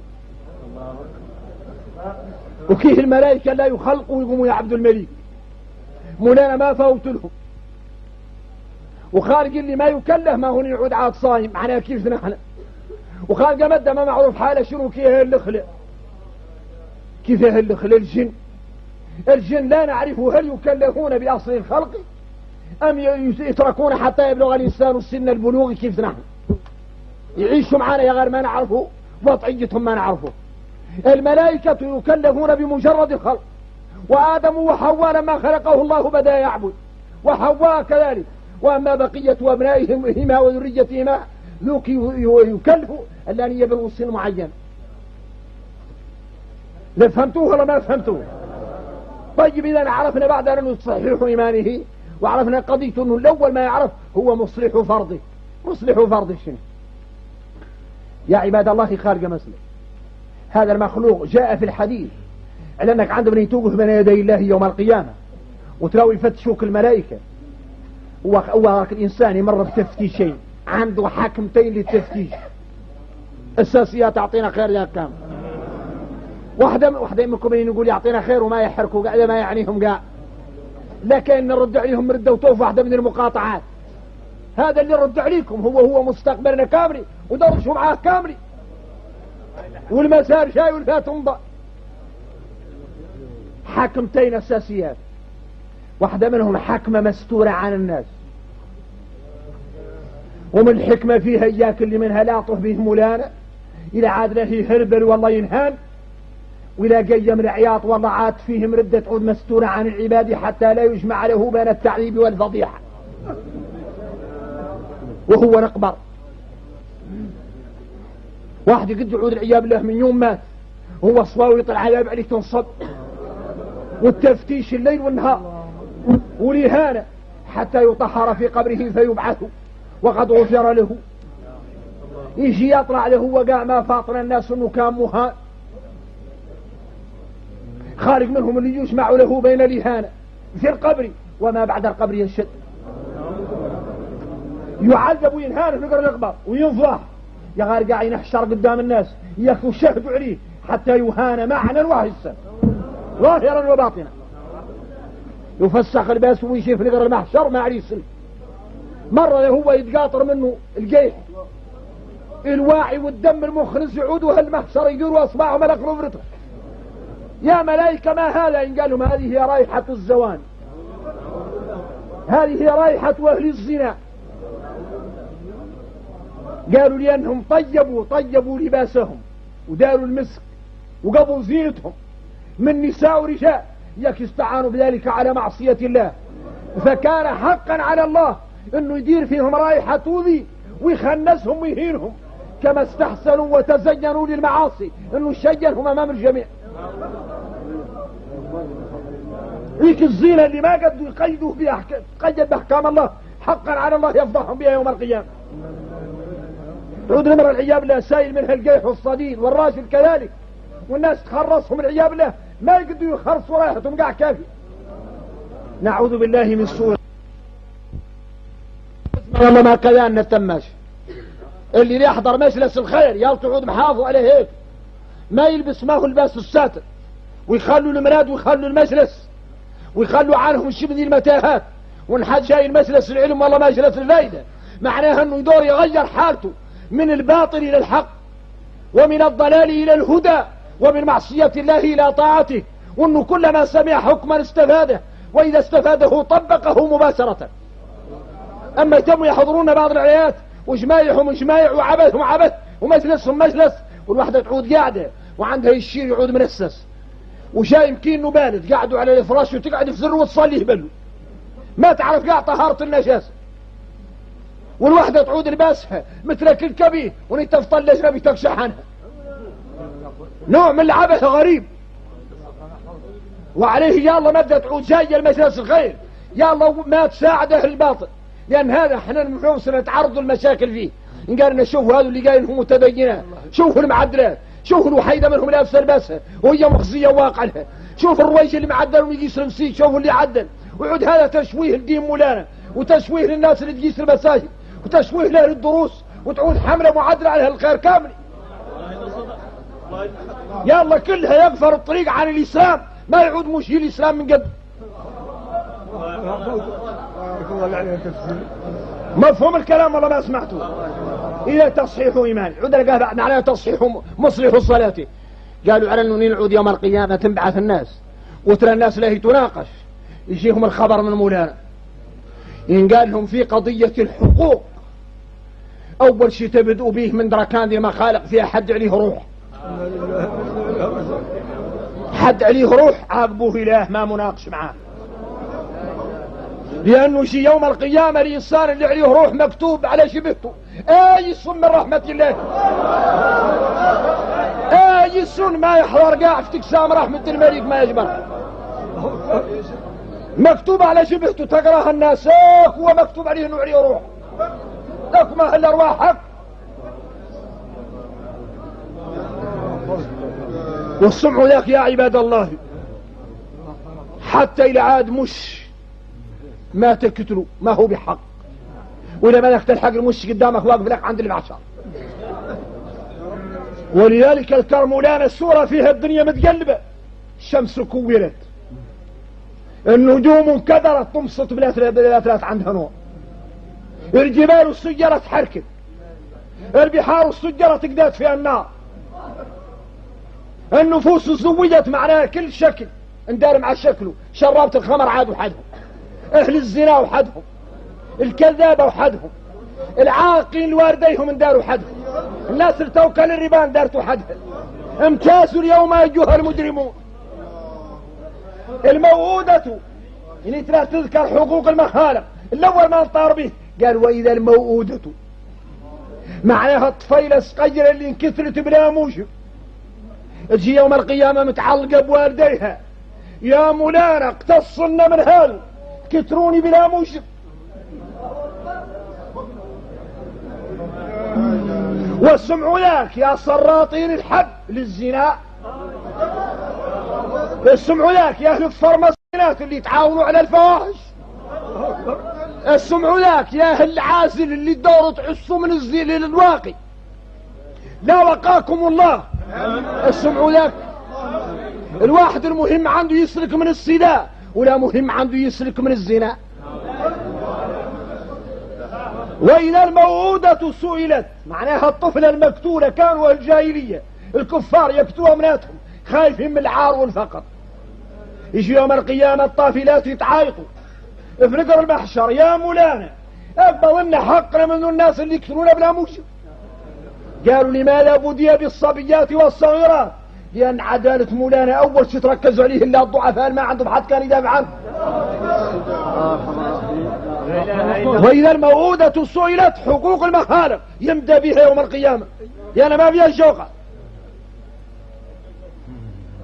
أول ما يقضى فيه من الحقوق يوم القيامة الدماء، وأول ما ينظر فيه من العبادات الصلوات. إن قال العبادات ترى الملائكة لا يسولوا عن صومك، إن قالوا خلوا الصوم ما نشدنا أخباره، هذا مراد بحاج إن قالوا خلوا حجه، هذا مراد يزكي إن قالوا خلوا الزكاة، هذا مراد يذكر الله خلوه فم، هذا يعبد الله كذا خلوه فم.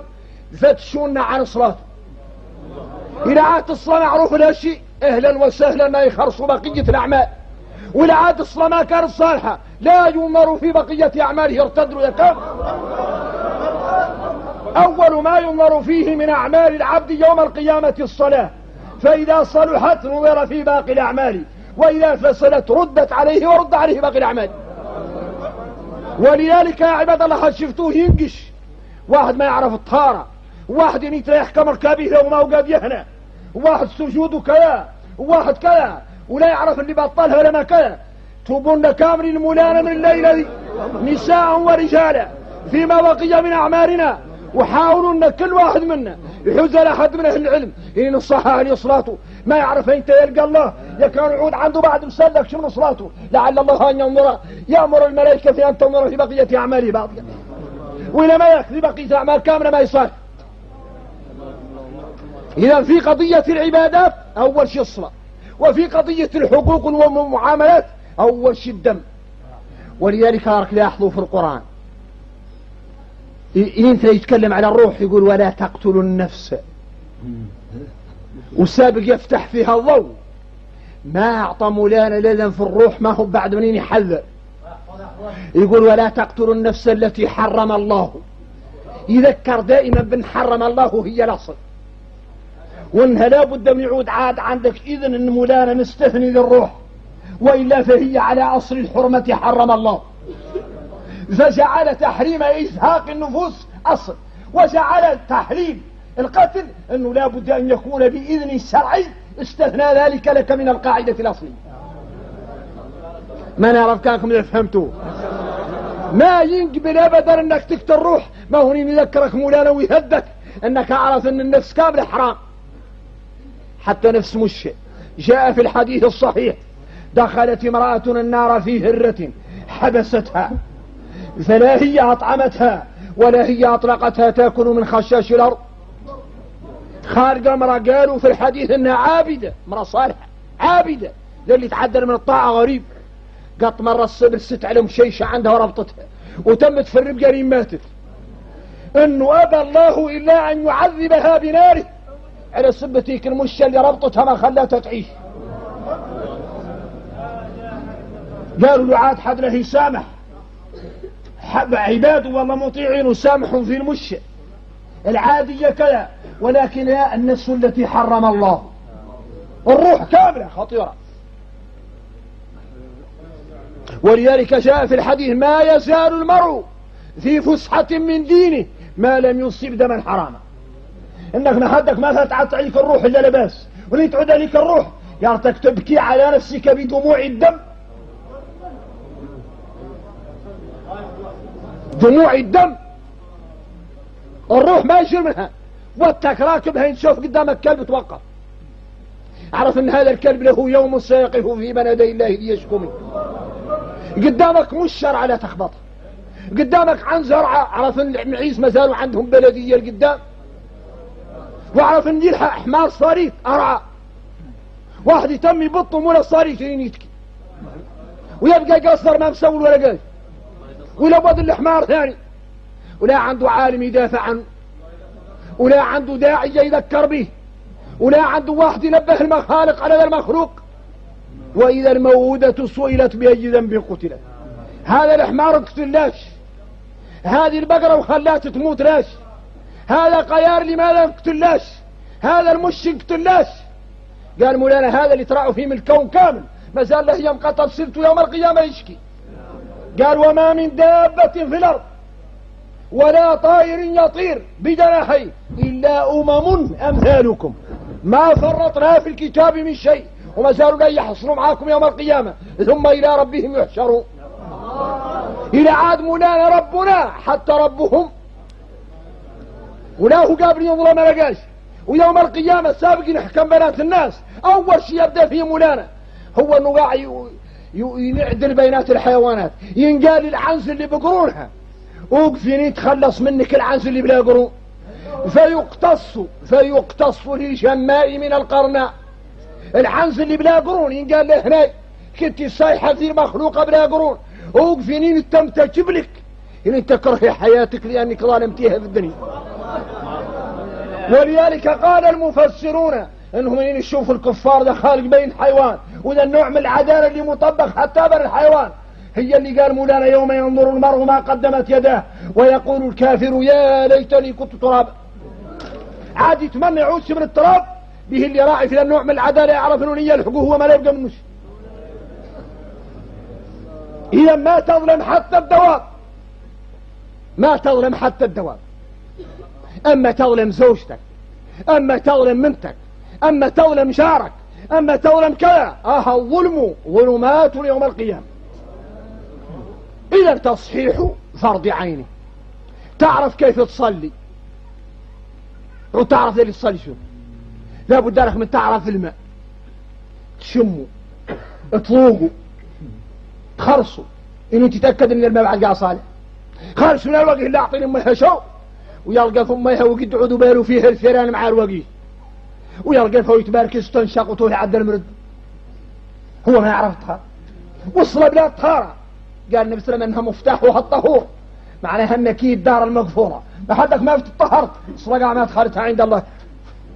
إذا اللي تعدى للاش من الرزق. إذا لابد للمكلف بعد ما يعود عقيدته على تصحيحها وقرأ للي يليق مولانا واعرف للي يتعامل به مع ربه يتقدم ماشي مولياك انه يعرف كيف يصلي. ولذلك القرآن يقول إن الصلاة مواعين ولا رقدتوا إن الصلاة تنهى عن الفحشاء والمنكر. إيه هي الصلاة تتكلم. قالوا النصرانية يقبلها مولانا ما تقد تعصي مولانا وراها مارت قبولها انها تزف روحك تبعدها وتجفلها ومنطقين انت تجبر طعمتها تصبح زاعف شين. قالوا معصية مولانا ما تقد تقرب. ذاك مارت قبولها لأن مولانا قال تنهى عن الفحشاء والمنكر وما حدا ما تذكرها في المعاصي معناها النصرة اللي دور مولانا ما بتعدلت. كذلك قال مولانا جل وعلا على انك انت تعود راك حريص على الدنيا وتبقي الدنيا وتبقي الارزاق لا تموت ولا تكتر راسك بعزتها ولانك صبار ولانك انك اشبه تكبر تصلي ان هي تصرح نفسك المريضة. قال ان الانسان خلق هلوعا هلوعا معناها متبعرس أخباره ياسر. ولذلك فسرها القرآن قال إذا مسه الشر أن يعود ما يمسه الشر معناها يطيح لي الحمى مدولة. هذا ما هو سوي. أنا يقول لا ما يصحح لا فاطل يقول يبط الدنيا. وإذا مسه الخير معناها أن يعطيه مولانا حيسة له ما تطيح منه 5. أما لا يخيس ويشكم اللي من البلاء ما يتحملش. قال مولانا إلا المصلين يقعد يصلي يتم يطفي مولانا عنه السمنيك الطبائع السيئة الذين هم على صلاتهم دائمون والذين في أموالهم حق معلوم للسائل والمحروم حق معلوم للسائل والذين يصدقون بيوم الدين والذين هم العذاب الخالق أنواع من الطاعات يتعدى لها. إلا المولانا يرفع عنك الطبيعة السيئة ويبدلها لك بطبيعة حسنة. إذا الأول واجب علينا بعد التكليف هو معرفة الله وتصحيح الإيمان. بعد ذلك نقرأ أحكام صلاتنا ياك نعرفوا كان نصلي ولا ما نصلي. إذا فهمتوه ولا ما فهمتوه وضاع. أيوة طيب نتخطاوه أيوة قول لا معايا مده نتابع معايا الوقت تابع كان نزوز بيت والله يعني. طب فهمتوه كامل ولا ما فهمتوه؟ الحمد لله. نعم. واجب حفظ حدود الحي بالوقت عند أمره والنهي. يا أخي هذا كلام ما ينسك به الزين. قال على الواجب على كل رجاج أنه أن يقف عند حدود الحي القيوم الذي لا تأخذه سنة ولا نوم. إن هذه الشريعة عندها حدود. تعرفوا كل دار والله المثل الأعلى كل دار عندها حدود في دارها وفي زريبتها وكلها عنده رواية يعرفها يميز بها دليل ومهول. ومولانا حدد لك حدود وقال على انه من شدة الزين عند مولانا عزت على مولانا لكن اللي مثلا محافظ على حدوده انه ذكره الجنة. قال ان الله اشترى من المؤمنين انفسهم واموالهم بان لهم الجنة يقاتلون في سبيل الله سيقتلون ويقتلون وعدا عليه حقا في التوراة والانجيل والقرآن ومن اوفى بعهده من الله استبشروا ببيعكم الذي بايعتم به ذلك هو الفوز العظيم. وتلاقي عدد ان الناس اللي فايزة عنده. ابدأ بالتائبون لأن أول شيء بعد أحد يقبل على مولانا التائبون وجاب العابدون الحامدون السائحون الراكعون الساجدون الآمرون بالمعروف والناهون عن المنكر وترى يوفي ملفهم. قال هذا عنكم كامل الأساسي فيه والحافظون لحدود الله. إلى قالوا أنه يحنى وإلى اللهم آمين وإلى قالوا يتوقف الركعات مخليهم في بلدهم والسنة في بلدها والمندوب يعرفه والوقت يصلي فيه والطهارة ما يزيدها. إلا ترى يغرف الغرفات كان يعدل النبي صلى الله عليه وسلم ولا ترى يطهر بالكيفية عدل النبي صلى الله عليه وسلم ولا ترى يصلي بالكيفية اللي انقالته ولا ترى ينفق على العيال والله على نفسه يعرف الله يعدل. لكن اللي حدد مولانا ما ينقص عنه لا يزيد عليه. حدود مولانا حد لازمها يفتح ليه مولانا أبواب الخيرات ويجنبوا أبواب المهلكات. وعندما يمتوا تعرفوا أن الدول ضرك ولله المثل الأعلى. حد تخطى طائرة واحدة نيته وخذ من حدودها يرسلوا المدافع المضاد ويتحرك جيشها وتخرج حرب لأنها اخترقت طائرة مجالها الجو. أيوة هذا الصيخ لقي الوحدين على أنهم تخطاوا حدود دولة فكيف إذا تجاوز العبد الضعيف حدود رب العالمين. معناها وقتك قارف ما هي اللي قال لك مولانا والله واقف وقفة ما قالها لك مولانا والله فرصت خريطة ما قالها لك مولانا. أرانك تعديت حدود الله ومن يتعدى حدود الله فقد ظلم نفسه لا تدري لعل الله يحدث بعد ذلك أمرا. أنت بتهدد على ملك الملوك وتخطيت حدوده وأنت تسمع بالعالم كامل يدامر بناته على سبة حدود أرضية فكان بحدود خالق لعلى سبحانه. إذا أول شيء بعد واجب من هذا يصحح أحكامه وأن يقف عند حدود الحج القيوم. يتم الله يرقال له مولانا سمعنا وأطعنا مولانا قلتني ما نرقد قلتني نوقف قلتني نبرك قلتني نقول كذا ما نريد ولا ننقص. هذه هي حدود الله تعود على وطيات النبي صلى الله عليه وسلم. إن نام نمنا وإن تكلمنا وإن صلى صلوا كما رأيتموني أصلي ونحاول نربطه لكن يثبت لنا عن الله وعن رسوله بالطريقة الصحيحة ونحاول نتم ماشيين على الهيه لعل الله أن يرزقنا بذلك النجاة من عذابه يوم القيامة. إذا الوقت انتهى.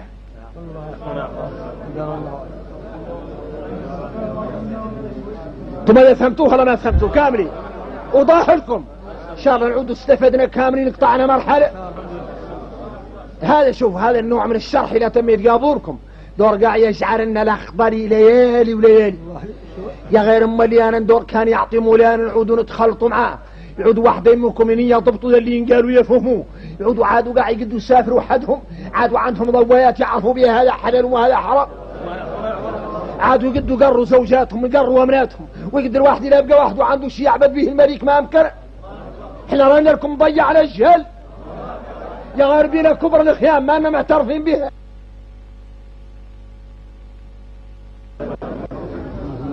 استغفر الله استغفر الله استغفر الله. اللهم لك الحمد حتى ترضى. اللهم لك الحمد كما ينبغي لجلال وجهك عظيم السلطان.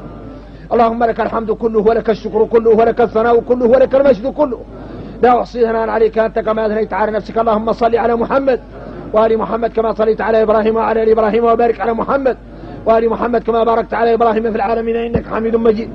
يا ربنا يا ربنا يا ربنا يا ربنا يا ذا الجلال والإكرام يا ذا الجلال والإكرام يا حي يا قيوم يا حنان يا منان يا وهاب يا فتاح. سألك اللهم بجميع أسمائك سألك اللهم بجميع صفاتك سألك اللهم بذلك كله لا تترك لنا من بل إلا غفرته وتجاوزت عنه بلا حساب ولا عقاب ولا عتاب والدنا ومشايخنا وأحبابنا وسائر موتانا والمسلمين أجمعين. اللهم لا تترك لنا من بل إلا غفرته ولا هم إلا فرجته عاجلا غائبا مع العافية والسلامة. يا ربنا لا تترك لنا هما إلا فرجته يا ربنا لا تترك لنا هما إلا فرجته ولا عيبا إلا سترته ولا دينا إلا أديته ولا عدوا إلا كفيته. اللهم اكفنا شر خلقه. اللهم من كاد لنا فكد له ومن أراد بنا سوءا فعاجلوا بانتقامه. اللهم كن شريع على أعدائنا اللهم كن شريع على أعدائنا اللهم كن شريع على أعدائنا.